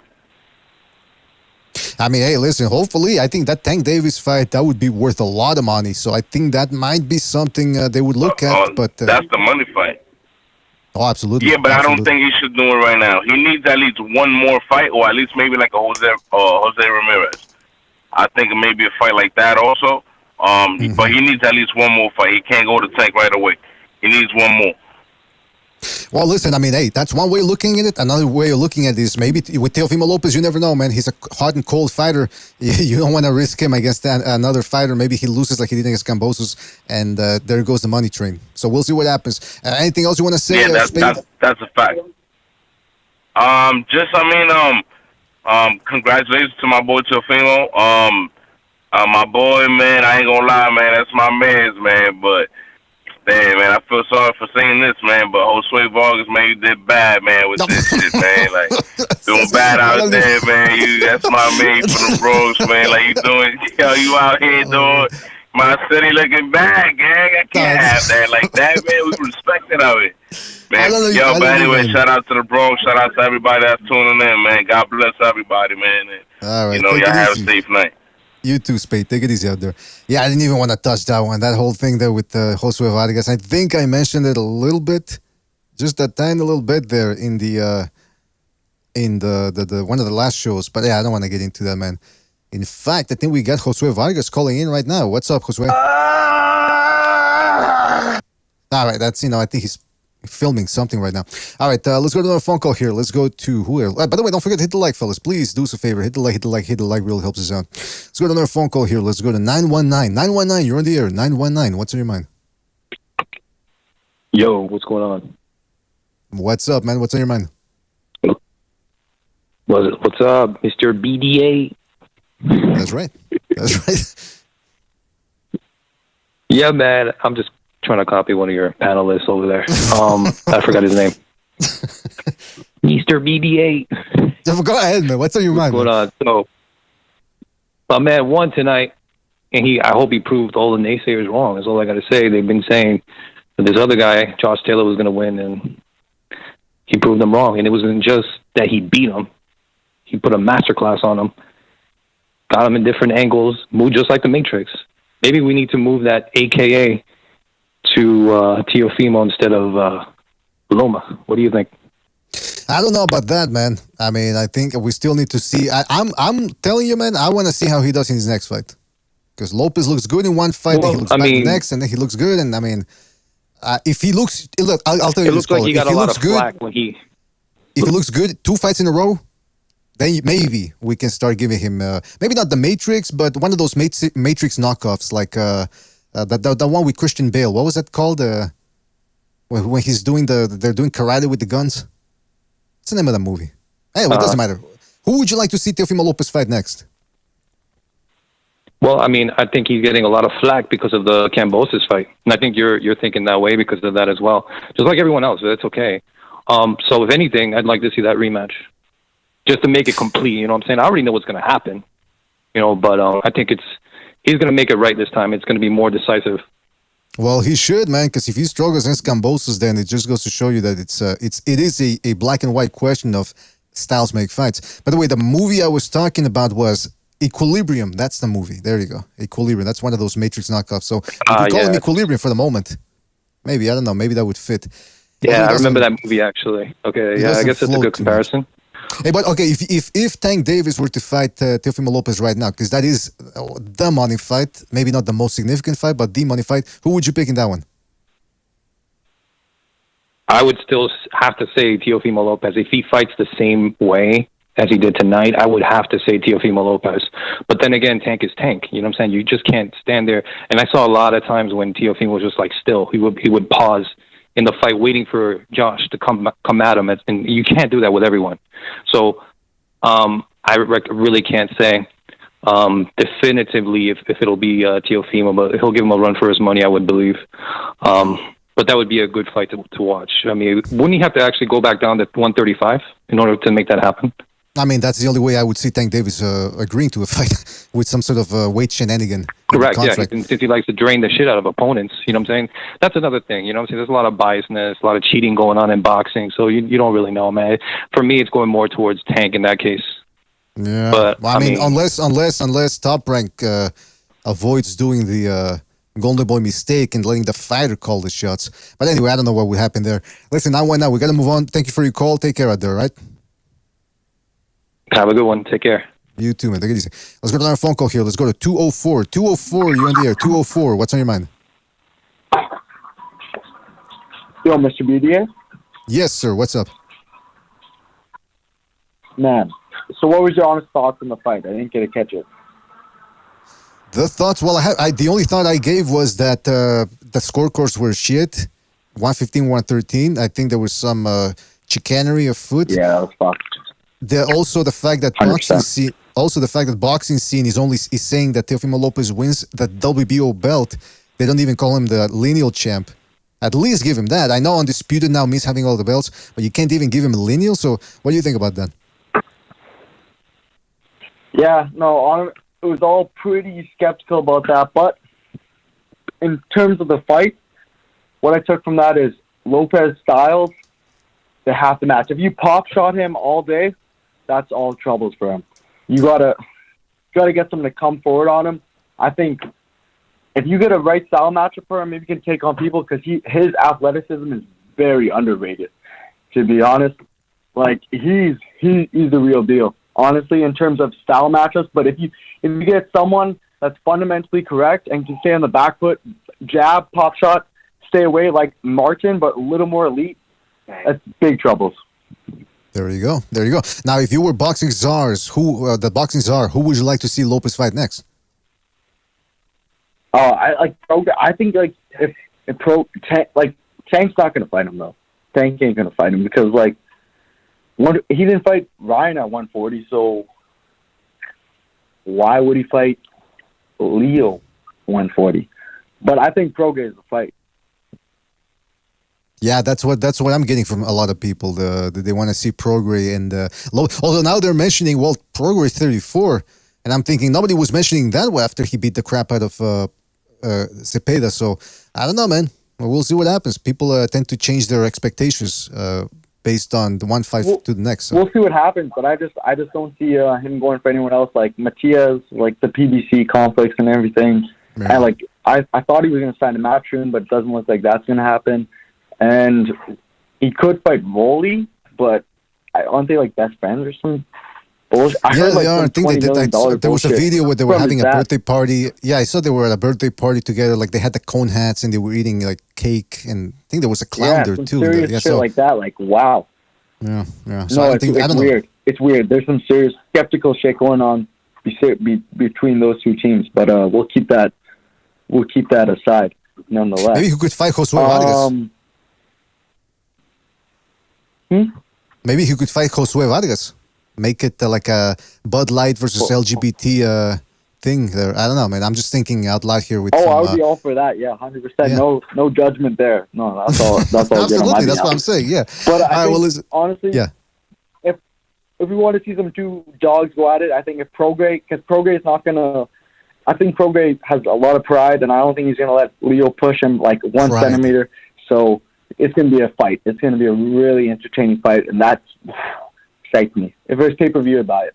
Caller, that was the word I was looking for between Josue Vargas and Teofimo Lopez. Bud Light versus the LGBT pride, the fight for pride. That's you stole the name right out of my mouth. Oh, I will listen, caller. Thank you for your call, man, and the call back next. All right, take it easy out there. 100%. Take it easy. All right. There you go. What was I going to say here? Yes, don't forget to hit the like, fellas. Hit the like. Really helps us out. And don't forget, we're still here for a while. The phone number is right there in the left-hand middle portion of your screen. Let's go to the phone call here. Let's go to 604. 604, you're on the air. 604, what's on your mind? All right, first of all, you gotta hold on. Please mute your put your earphones on or whatever, because I hear feedback in the background. I can hear myself. Yo, is it fucked up? I think it's okay now. Yes. I think it's okay now. What's on your mind, man? What's up? Okay. Yeah, bro. Teo looked great, man. But not trying to take anything away from him, but I just want to know what's with Josh Taylor's fucking fighting style, bro. Like I've noticed since the Catterall fight, every single shot he throws, he just fucking lunges in, and he pretty much smothers his own work. Like he tries to throw a left hook, and he misses Teo's head is like too close to him, right? He's closing the distance way too much, which I don't really understand why. He's got a clear height and reach advantage on Teo. So I don't know why he lunges in with every single shot he throws. It honestly, it looked kind of amateurish to me. But what do you think about that? I mean, one thing I was talking about in the preview for the fight was that people were wondering how come Taylor looked good against Prograis, and then he looked like shit against Catterall. And I'm thinking, well, it's because his different styles. Is to play into what you said. If you stand in front of Josh Taylor, he likes fighting on the inside. Despite him being a long fighter, he's not a long-range fighter. He's an inside fighter. And it cost him here against Teofimo Lopez. Yeah. I didn't think it was going to happen, but I knew, because I didn't know if Teofimo Lopez had those type of skills, but evidently he did. Taylor respected the speed, he respected the power, and that's what we got here. Yeah, and I think Catterall probably exposed a lot of the holes in Taylor's game. Like again, with how he fights how he can't really fight on the outside, and how if you make him come towards you and you kind of like counter punch him, moving back. That's kind of how it worked with Teo and Catterall. Exactly. Yeah. But, now, who would you, before we move on, who would you like to see Lopez fight next? Any of the champs at 140, like Sabril Matias, even though I think he's leaving PBC, so they could make that happen. They can make the fight with Devin Haney, even though I don't think Haney will ever take that fight, because he probably knows Teo would whoop his fucking ass, so he wouldn't take that fight. But yeah, the champs at 140, those are all good fights for Teo. He looks fucking great, man. And honestly, if it wasn't for boxing politics, bro, he'd be a two-time undisputed champ. First two-time undisputed champ, if you think about it. Because when he fought Loma, he should have been undisputed, and Taylor was undisputed, and he got his belts taken. So if you think about it, bro, you should be two-time undisputed. So you're absolutely right. Listen, great in my eyes, for him. That was his comeback. in my eyes, he is undisputed, because to me, undisputed means there's no dispute. I don't care about the belts. If you beat the guy who beat the guy, you are undisputed. And I think that's what Lopez is, 2-time undisputed. No ifs and buts about it. Exactly. All right, listen, call. Exactly. Yeah, man. All right, listen, we got to move on here. But bro. Have a good one. You too, man. Have a good night. Yeah, have a good one. Fantastic. All right, let me, listen, fellas, I got to go to the latrines here. And I want to hear I want to hear a little preview here for tomorrow's show, because we are going to be having a show tomorrow, talking with the usual panelists, get their thoughts on this. But like I said, I like to bring in Gonzalo, who's in the Philippines, and he's gracious enough to jump in and help me out here while I go to the latrines, because it's been an hour and 40 minutes that I've been at it here. No, excuse me, 1 hour and a half. And I really got to go to the latrines here. Now, hold on a second. Actually, let me go to my phone call here then. Now hit the like, fellas. Hit the like. 470, you on the air. 470. What's on your mind? What's up, BDA? It's Never Sober, bro, from the Never Discord. Sober. Hey, by the way, I think the other caller, I forget who he was confusing you and Shadowban. Is that an insult at you, or what's going on there? Oh, yeah. I was going to say, first off, me and Shadowban are not the same person, but Shadowban was right this time about Teofimo, because he straight schooled Josh Taylor. And VA money, be a man, and pay your debts. All right? So, we'll go back to boxing. Teofimo, it seemed like when I seen the weigh-in and I seen how much Taylor was showing his emotion and like shaking his fist and like trying to get at Teofimo, and Teofimo was just giving him like that retard stare and just like staring him down. I seen like, oh no, this fool seems he's locked in, you know. Uh-huh. And in the first couple rounds were competitive, and then Teofimo just seemed to take over after when he started doing his little shucking and jiving. It seemed to have an effect on Josh Taylor, bro, and his punches just lost all their power. Teofimo was getting caught clean now and then, but he wasn't even reacting to it. And then once Teofimo did that Superman jab, I was like, it's over with. He's in complete control. And he was just doing his little thing the rest of the fight, you know. Every round went on, it was more and more domination for Teo. And then he let him live at the end, really. He could have took him out if he wanted to, but he didn't. Yeah, it's true. He had mercy on him. Now, so it was a good fight for him. Who do you want to see Teofimo fight next? Teofimo Lopez, I should say. Well, they still look like they put Jose Ramirez in the ring, and he looked all scared in there, and it looks like that'd be a good fight for Teofimo. I think he'd beat him, you know. So that'd be a good fight to build his resume and to build his, you know, his confidence at the weight. And just for real, just for people who say Tank Davis is the face of boxing, Teofimo's beating dudes that this guy would never get in the ring with, bro. So can't argue with that. Cannot argue with that. Never sober. See, Ned, you living up to your name. Never sobers, but you do seem sober though. So there's a little bit of contradiction there. All right, never sobers, man. Thank you for your call. No, I'm not. Come back next time. Hold on. I want to say what's up with that Derevchenko fighter real quick too, because that was a really, really good fight. I don't know if anybody catched that. That was a really good dog fight, and Munguia, you know, showed his heart and he showed his grit, because he was getting hit a lot and he was hurt, and he came back and dropped Derevchenko in the last round. And that guy right there showed how tough he was too, because he looked like he was ready to go, but he finished the fight on his feet. Yeah, it looked a little bit like Russia-Ukraine near there at the end, though. But he's got balls, man. Fucking Derevchenko's got balls up the wazoo. All right, well, listen, never sobers, man. Thank you for your call. Guy, absolutely, man. Call back next time, right, man? Take it easy out there. All right. Hey, listen, we got Gonzalo dropping by here. Gonzalo, thank you for jumping in, as always, here late at night to help me out, man, because I do have to go to the latrines. Take over, if you will, please, and give us your thoughts. What happened here with the upset? Hey, how's it going, Mr. BD? What's up? It was a pretty good fight. I mean, Taylor didn't show up. He didn't show up, man. But you got to start off by giving credit to the guy that won, Teofimo Lopez. He did well. The reflexes. That's what won him the fight, the reflexes. Taylor pretty much relying on one counter shot at a time, the left hook, and Teo, the reflexes, and he ducked down and was in position to punch. Not always did he leap, but when he leaped, he looked spectacular when he dug down and decided to punch. Hey, he was the power was there. The thing about Josh Taylor, he hadn't fought in 400 days, and what I'm suspecting is not so much that he's old, because if he's old, I mean, what does humanity have in store for them? I mean, that's like a young man, dude. What I think hurt him was the 400 days of inactivity and he's in Scotland, so he doesn't get the high level sparring over there. I mean, because he's not coming across to the United States to find a lot of the fighters that fight at 140 in those gyms. So over there, the talent pool for 140 pounders, you probably don't got so many world class fighters that he ain't getting the quality sparring that he needs in those 400 days that he didn't fight. So I mean, the dude wasn't sharp at all. He was dull, and it takes a special determination for a fighter that's defending the title to keep on defending. I mean, it takes that determination to always show up, and he was cold. He was cold. At Teofimo, at least he lost it.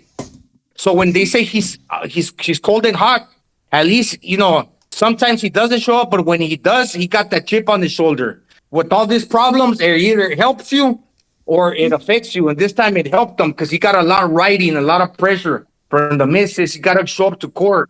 So he's depending on financial stability for his future. So he showed up, and credit to the dad, he dialed it down a little bit. He wasn't like so much injected into the fight. He kept it cool. And then Teofimo was feeling his oats, like Mark Riegel said. So, Gonzalo, you're saying that survival is the greatest motivator?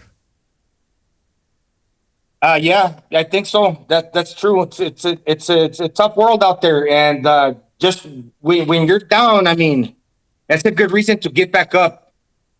Like the Rocky the movies. Sometimes you win sometimes you lose some. But if you have something to motivate you, like in this case, a child, a little kid, a baby boy, the girl takes the kid. Now he's got to go to court. If he loses, a lot of people would be saying his career's over. But motivated by those certain set of circumstances, he feels he's a young man. He got that fire burning inside of him again. Just like when he beat Lomachenko, when he was largely improving. Now, like you said, to sum it up, now he's probably more improving than anybody else. He should legitimately be undisputed 2 times, if you think about it. So, yeah, he's proven a lot. Now, but Gonzalo, help me figure this out, and help us figure this out, because a lot of people are wondering, how come Teofimo Lopez did what Prograis couldn't? And Prograis right now, he's the boogeyman in the division, or in boxing, one could say. What happened? Was it a question of styles? What did it have something to do maybe with Taylor not being the same guy he was in 2019? What do you think? I think Prograis' style is a little similar to Teo's. And I think it's more has to do with Josh Taylor. I mean, credit to Teo, because all the set of circumstances that I mentioned, he showed up tonight. But Taylor didn't. Once again, 400 days in activity, lives over there in Scotland. I don't think he comes to the United States for sparring, obviously, because of the long trip. So what fighters do you have in the UK, really? Plus, Theo is kind of a fighter that fights like off a reflexes like an American does. Yeah, those guys in the UK, they're kind of like, they stand up tall. They're very lineal. And they don't bend at the waist as much. Theo fights different, and you don't got those sparring partners over there. So 400 days is like a year and a half, going on a year and a half. You ain't getting the sparring on a consecutive basis. So that means that you're only fighting the guys that you got over there, and they compare nothing to like how Theo fights. Interesting, right? Yeah, interesting. At the end of the day, Teofimo Lopez, like you said, 2-division, lineal, undisputed, whatever you want to call it, champion.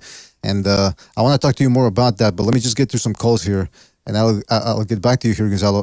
Let's go to 219 here. 219, you're on the air. 219, what's on your mind?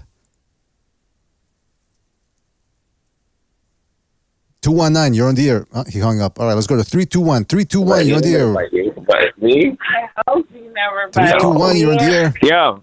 Yes, you're on the air. Yo.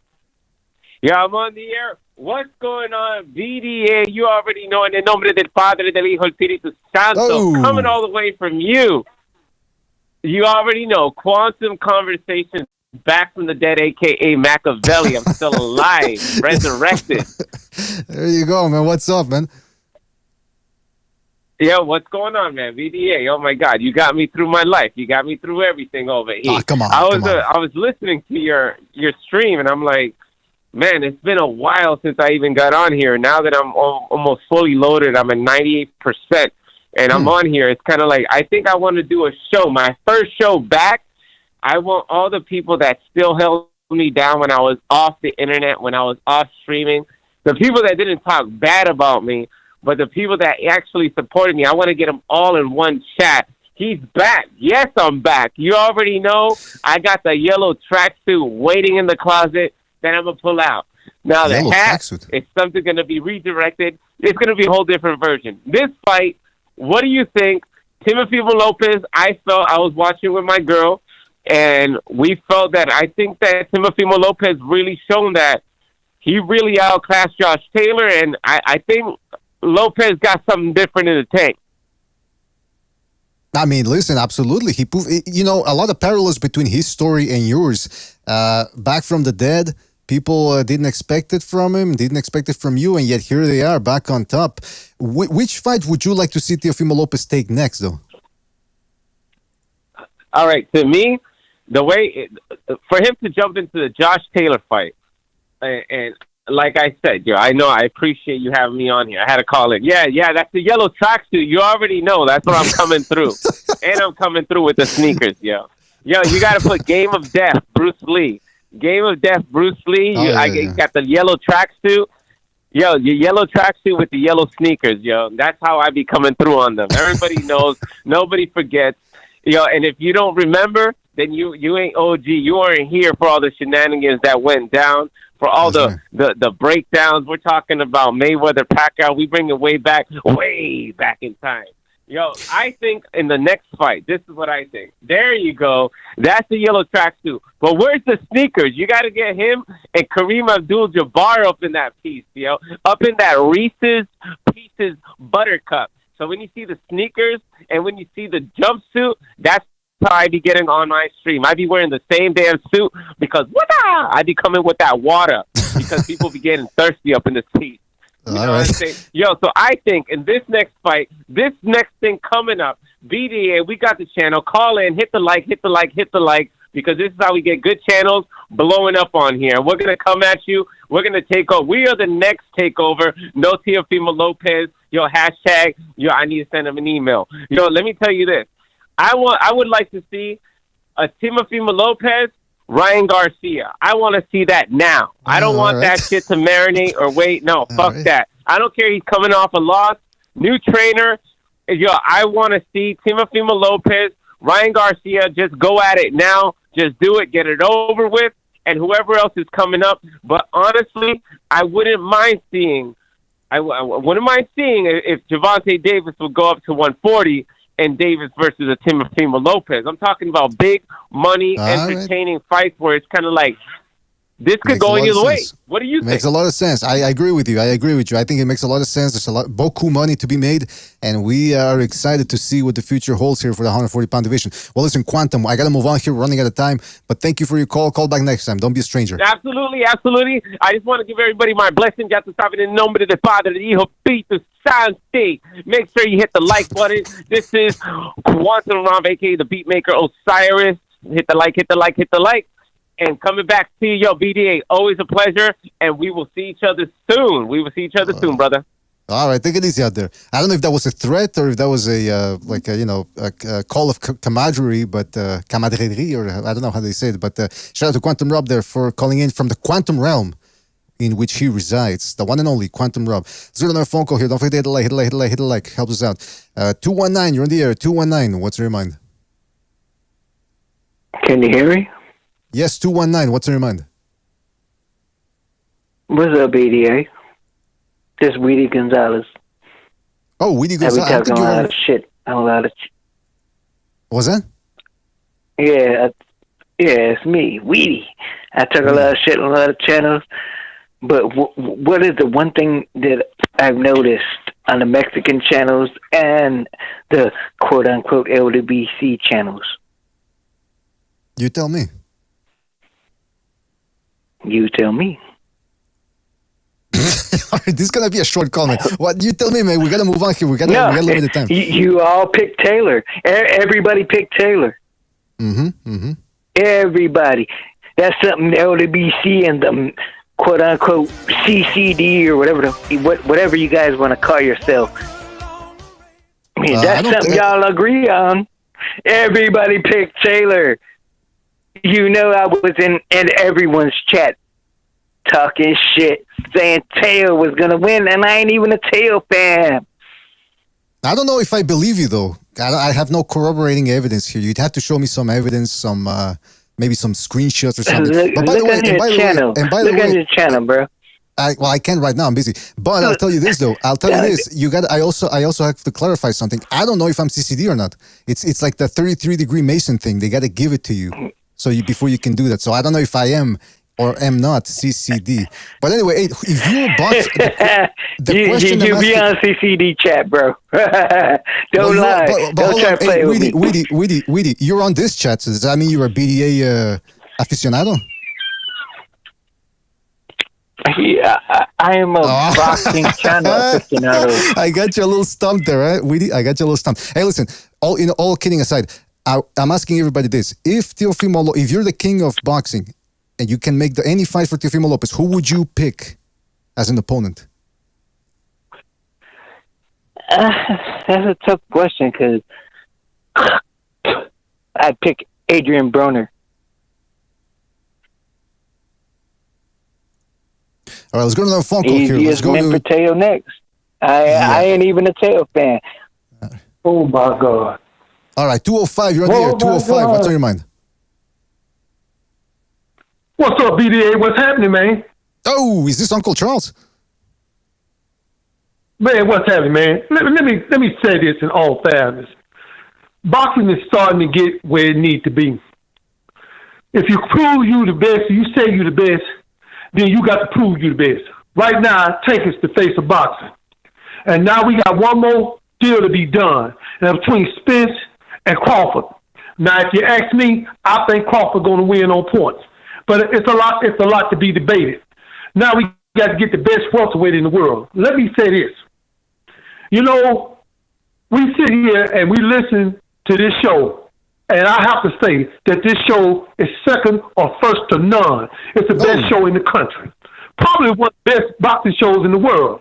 And just the way it is. I call it like I goddamn see it. It's what it is.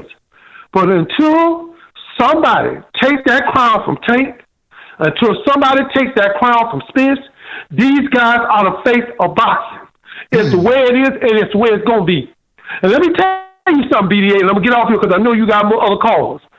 Hey, man, let's be who we are.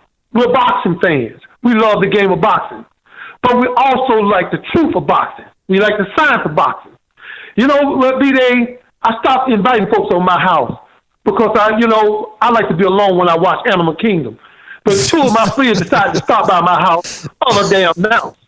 And they interrupted me while I was watching Animal Kingdom. They asked me what I was watching. I said I was watching two gorillas, the gorilla species, the female gorilla and the male gorilla. And they wanted to know how do a female gorilla make a sound when she want to mate. And he said, she look fine, don't she? I said, what are you talking about? That gorilla. You mean to tell me, what were you talking about? This, you talking on the TV?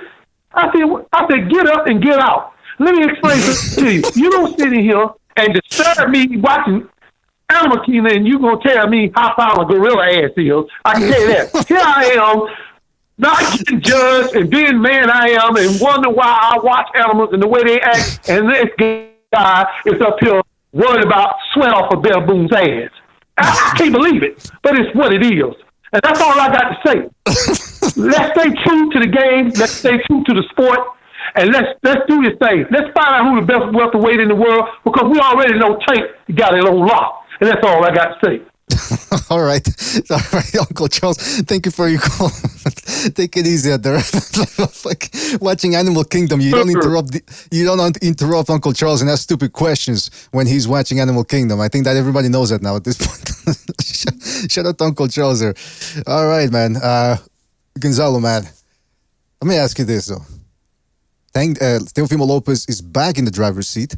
He was in the driver's seat after he beat Lomachenko. He kind of fucked it up by biting the hand that fed him in above arm. Now, who would you like to see him fight? Because obviously there's a Tank Davis fight. There's a lot of money there. Who knows if the PBC wants to make that one. Then there's Haney, who's a free agent. There's Jose Ramirez at 140, who's part of Top Rank. Hey, you never know. Maybe a Lomachenko rematch as like a farewell fight for Lomachenko. One last shot at an undisputed title. What do you think? What happens next? Well, I think the future looks good for Theo. The power's there, and he's right at the age where he's going to grow in perfectly to 140 pounds. He's not a small dude for the division. He's just right for that division. I would like to see him fight. For example, he mentioned that he likes facing southpaws, and he looked well against Taylor, against the left-hander. So I'd like to see him fight Tank. But what he said is that he's going to go to court, so he's not really thinking about his next opponent just yet. But yeah, in a perfect world, I'd like to see him fight Tank, another southpaw. I think he sparred him when he was 15 years old. Or why not face Haney and snatch all the titles? That's 35. That's 35. I'm sorry. If Haney moves up, have him face Haney. But you also got a fighter like Matisse, or like really, I suspect that he's going to fight a guy like Barbosa, because they had mentioned that guy a while back ago, and he's not that dangerous. But I think he's got like one of them belts, like the lower status belts, like a diamond or interim, whatever. So just fight that guy, because he'll probably be a mandatory to your title. Now, you know what's interesting though? Hold on, let me just read 2 super chats here. Shout out to Rafael32 for his contribution to super chat. He says, people are forgetting the economics. Haney versus Lopez. Maybe they... I still think Tank Davis versus Lopez is a bigger fight, but hey, you never know, man. That's maybe not... Haney's got a little notoriety behind his name. Maybe that could work. Shout out to Rafael 32, excuse me. Shout out to Bushido Kai for his contribution to super chat. He says, if Theo went to the body earlier and more often, I think we could have gotten Josh. I think he could have gotten Josh out of there. Yeah, I think so too. What do you think about that, Gonzalo? Because he did seem to hurt Taylor in the last round. But he's, I get the sense Lopez is not a go-getter. He doesn't hunt you down. He's a boxer puncher. What do you think about that? Could he have gotten Taylor out of there? I mean, I've seen Taylor about to go in previous fights, like 2 or 3 of his fights against Baranchik and some other guys. He got hurt and was able to bounce back. He's sneaky when he's hurt. So maybe he's playing possum, maybe he isn't. And credit to Teofimo, because he didn't necessarily bite on that. When he had him against the ropes, he didn't go for broke.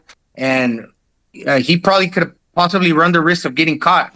Like 10, 50 seconds prior to maybe about 10 seconds prior to the round finishing in the 12th round, he decided not to fight anymore. He ran back to his corner and raised his hands. So I saw that demeanor, that composure throughout all the rounds. When he had him hurt with one big shot, he didn't leap in to follow up and run the risk of getting caught. So could he have taken him out with one shot? Well, like I said, Taylor has always been that guy that kind of bounces back when he's hurt. He looks like he's ready to go, but he's always there, and he's dangerous when he's hurt. So credit to Theo for managing that situation like that.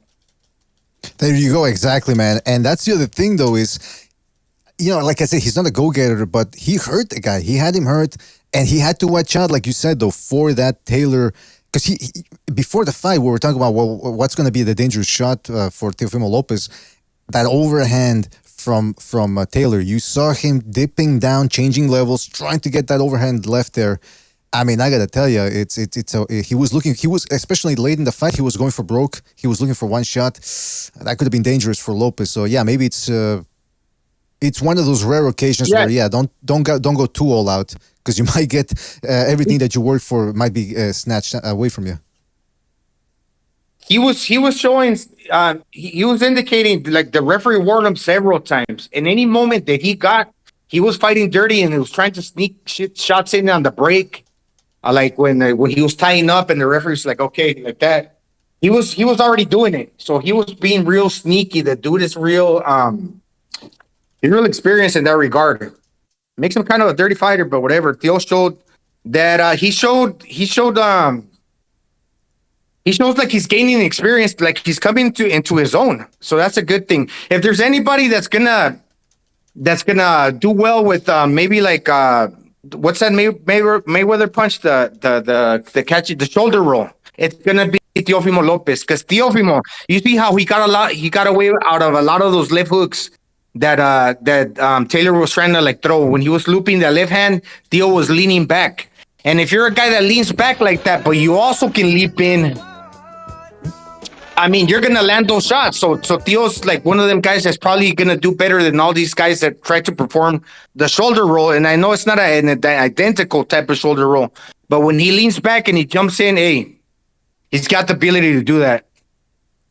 Yeah, natural ability right there, that's for sure. And it helped him out. Now, I got to read a super chat here from Get These Hands. Shout out to Get These Hands for his contribution super chat. He says, I just think he's not going to take any chances at 140. Now, I believe he might be referring to Teofimo Lopez. Get These Hands, clarify if you will, please. Obviously, you don't have to donate again, but just I do think he's talking about Teofimo Lopez. I kind of disagree with that. I mean, this guy took on Comey, then he took on Lomachenko, and he took on Josh Taylor.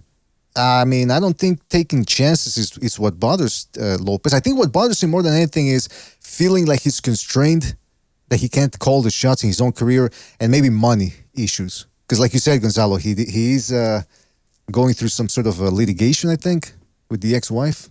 That's got to be a pain in the ass. What do you think about that? Yeah. I mean, the fact that is he gonna take a chance or not? Say again, BDA. Is he gonna take a chance or what? Because Get These Hands in the chat, via the super chat says that he doesn't think Teofimo is going to take any chances at 140, and I said I don't know. I mean, he's been taking chances, so why would he stop now? What do you think?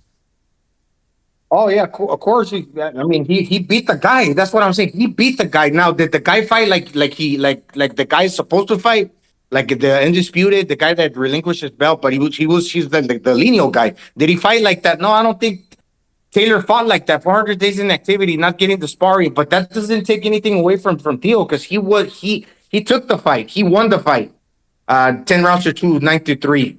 And I think what really bothers him in the ring, really, to tell you the truth, because I was kind of misunderstanding you in the beginning, in the ring, I think it's when he faces a guy that got more speed than him, because he's so athletic and naturally gifted. When he fights somebody that's taking those gifts away by landing before he does, he kind of feels like a duck out of water. But when he's the quicker guy, it doesn't matter if you got more power than him or the powers to par, like against Taylor, he can deal with that. He can fucking lean back and get away from your shots and counter you back, and then he starts growing in confidence. When he doesn't grow in confidence is when you're beating him to the punch. Even though it might not necessarily hurt him a lot, it gets to him mentally. Like Cambosos, when Cambosos dropped him first, and got to him first, he caught him kind of cold. That mentally shook him, like, oh, how can this dude be quicker than me? I'm the guy that break dances and flips off the ropes. I'm the athletic guy that can chuck and jive my feet, like be dancing in the ring. I'm that type of dude. Yeah. But when you're tagging me up and I'm looking kind of goofy in front of the world, that kind of he gets a little mental, he becomes a little mental with that. Didn't you have a rooster? Your rooster, he used to break dance, right? When you would play music, I think, or yeah.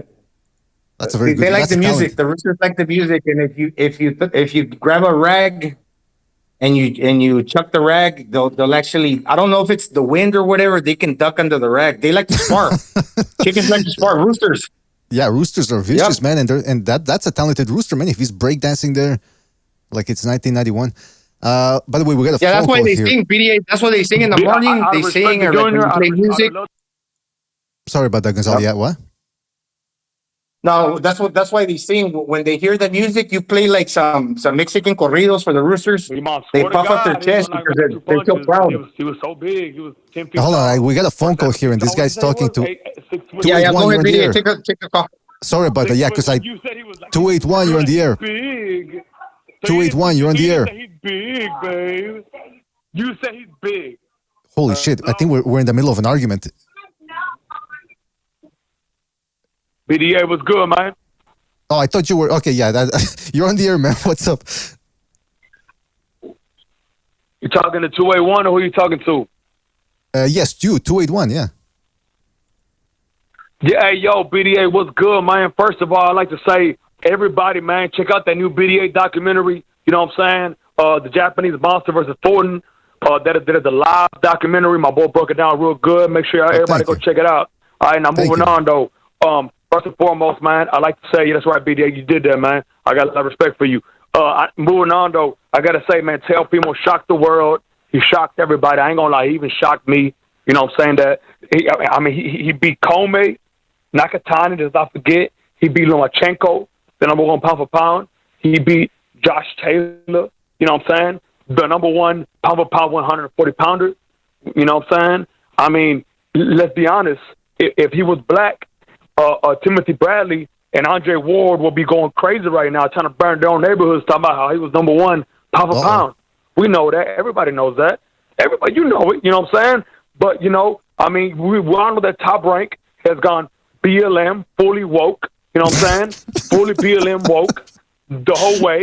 They won't give my man probably not even the top 10 pound for pound. But we know if Teofimo was black and he beat Komei Nakatani, you know, Josh Taylor, Lomachenko, he'd be number one right now. But it's all good though. It's all good though. I will say this though. Teofimo put his career on the line. He put his career on the line because he went out and he called out the black racist racial bias that we see from Top Rank, ESPN, and boxing in general. He went on the line. He did that. If he would have got beat today, we would have seen all the Black Lives Matter soldiers, all the black nationalists like Timothy Bradley and Andre Ward and the rest of them coming out dogging, talking trash about Teofimo. But he won tonight. He beat the man who beat the man who beat the man who beat the man. Teofimo proved his point. He proved his point. And I gotta say it because it's a fact. Andre Ward showed a lot of respect in his commentary. He showed a lot of respect in his commentary for Teofimo versus how he was doing before against Latino fighters. And Timothy Bradley wasn't even allowed to be part of the commentary, which I love. So, you know, we got to respect Teofimo, man. You know, he's that dude. He did that. You know what I'm saying? We got to love him. He's Latino. Well, I'm going to back him up 1,000%, 100,000%. You know what I'm saying? Americano. He's Honduran. I don't give a fuck. I'm going to ride him to the fullest. He called it out how it was. Top Rank is a racist organization, or BLM, fully woke racist organization with bias towards black fighters. And all the black fighters, all the black fans, for the most part, wanted him to lose against Josh Taylor. But it didn't happen, and now they mad. Now, don't get me wrong, though. Regis Christ, I call him Regis Christ.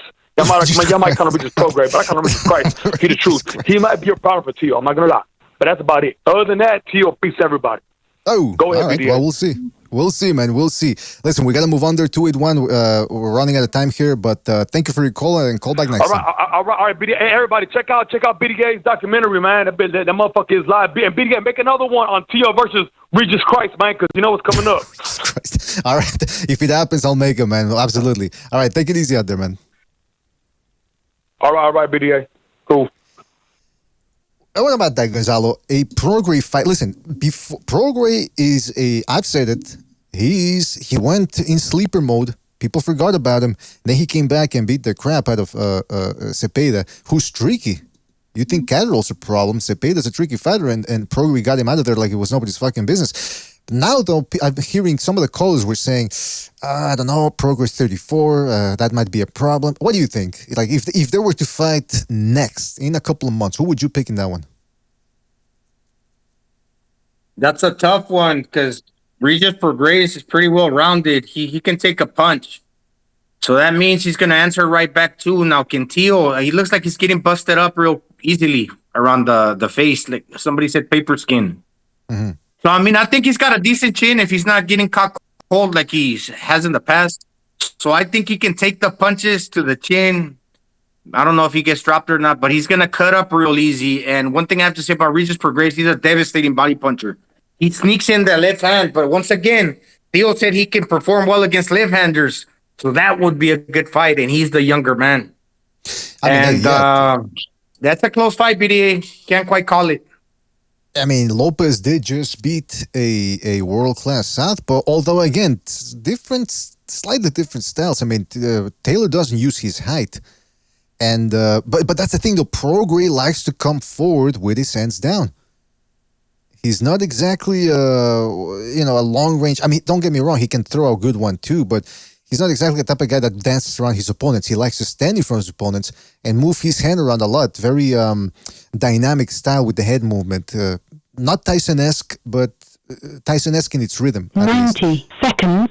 Oh, shit, hold on a second. We got a phone call here. Sorry about that, Gonzalo. Yeah, we got go a ahead, phone call. Last phone call before the phone lines close here. 219, you're on the air. 219, what's on your mind? Oh, I get the call back in. Oh, is this Weedy again? What's up, Weedy? Don't bring up Adrian Broner. I'm being serious here. Fucking Lopez. Which fight would you like to see? Okay, I won't bring up AB. I was literally actually. Sorry to interrupt. 60 seconds. Shut up. Yeah, actually, let me ask you this, though, Weedy.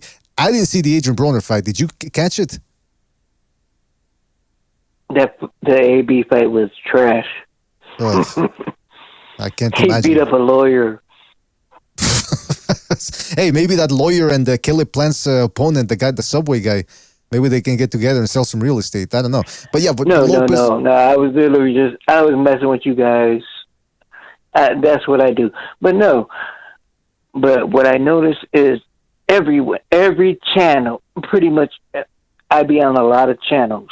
Every channel picked Taylor over Tio. I was one of the only people shouting Taylor style is perfect. 10 seconds. Like I know I talk a lot of crap on YouTube, but I know my boxing, and Taylor style was perfect for Teofimo, and he proved it tonight. That's all I gotta say. All right. Sounds like it's the first time you've ever been right. But anyway, who would you like to see Teofimo Lopez fight next? First time I've been right. Who? I bet you picked Fundora over Mendoza, didn't you?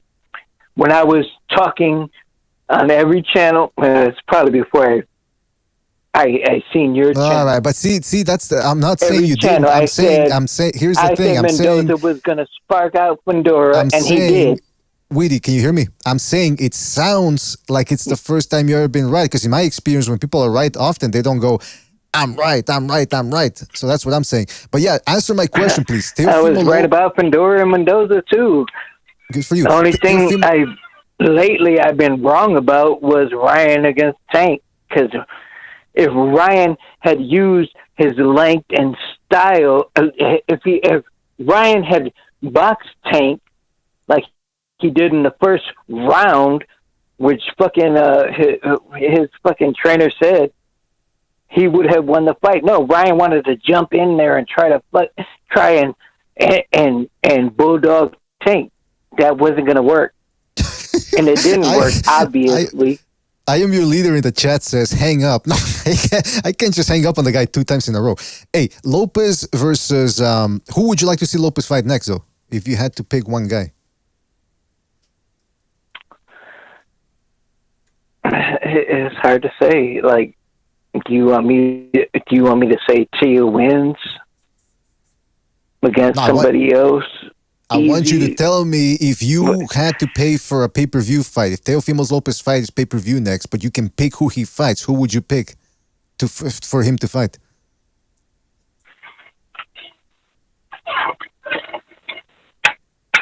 Well, Terrell Haney, but... All right, listen, I'm going to have to hang up on you again, man. 2 times in a row. They're not it's going to be the first time. The first time I hang up on a guy 2 times in a row, because you're taking your sweet-ass time. I know you told me you're high right now. It sounds like it, man. It sounds like you just opened up a nice vat of weed, and because I heard something screeching there in the background. All right, well, listen, we'll see what happens. Hopefully, Teofimo Lopez takes on a good fighter next. I'm excited to see what happens next. And call back next time, right, man? Take it easy out there. All right. All right. Now, Gonzalo, it brings up an interesting question here. Everybody's talking about Regis Prograis. Like I was going to ask you, Regis Prograis, he's not really a long-range fighter, although he can fight on long range, but he's a guy that likes to inch his way closer and closer and closer, try to slug it out a little bit. Would that play into Teofimo Lopez's hands? I think so, maybe, because Teofimo Lopez, he's in and out. He's not going to give him that. He's not going to give him that. He's not going to give him that steady position where Regis Prograis can keep on inching and get him downward. This is where I got you permanently. No, Tio's always going to be moving. So, I mean, you're going to have to kind of like also try to chase him down like that. Because Regis does a little bit of that too. He can hang his head on the side. He can box a little bit like Sweepy, but he can also punch. So I'm thinking Tio, he's quicker actually than Regis. Now, we saw with Tio, when he lands first, he grows in confidence, and that can impel him to continue doing good in the fight. But eventually, I think that Regis will also take the wind out of Teofimo's sails by going to the body, because he is really hard. One thing I have to say about Teofimo, the conditioning held up. I said it on Rip Its, and I probably mentioned it here too, that I said a guy like Teofimo, since he's an explosive fighter, he's only got so many bursts inside him. It kind of relates to that type of physique, when it comes to like a sprinter or whatever. He only probably got about a good 10 to 15 explosions where he's throwing with power. And if he's missing, he's still getting tired. But no, credit, that conditioning lasted up until the 12th round. Did he always explode and lunge in like he did in the 8th round? No, not entirely. Sometimes he just stuck to him, like I thought he should have done, and landed powerful shots without necessarily like leaping in. So I mean, that's a good thing. That's the way you want to fight too. You don't want to be jumping all over the place all the time. So I don't know if that makes it easier for Regis. It's a close fight, BDA. I also wanted to ask you about the scorecards. 7-5 for Lopez, 2 of them. I mean, what's up with that? No, absolutely not. Absolutely not. That was wrong. Those were wrong. The 2 scorecards, 15-13. There's no way in hell. Teofimo dominated the fight. 9-3, 8-4, 10-2. You could even had it like 12-1, 11-1. Because he took the 8th round off, I think. Yeah, I think so too, man. And this could have been a real problem, a real diplomatic brouhaha that we could have had here. I mean, yeah, man, it's a very interesting fight. That's the problem with the Lomachenko and Haney. Some people have to consider. I think. What do you think? When you're winning like 4, 5, 6, 7 rounds, but all of a sudden you take a round off, doesn't automatically mean that the other fighter gets it.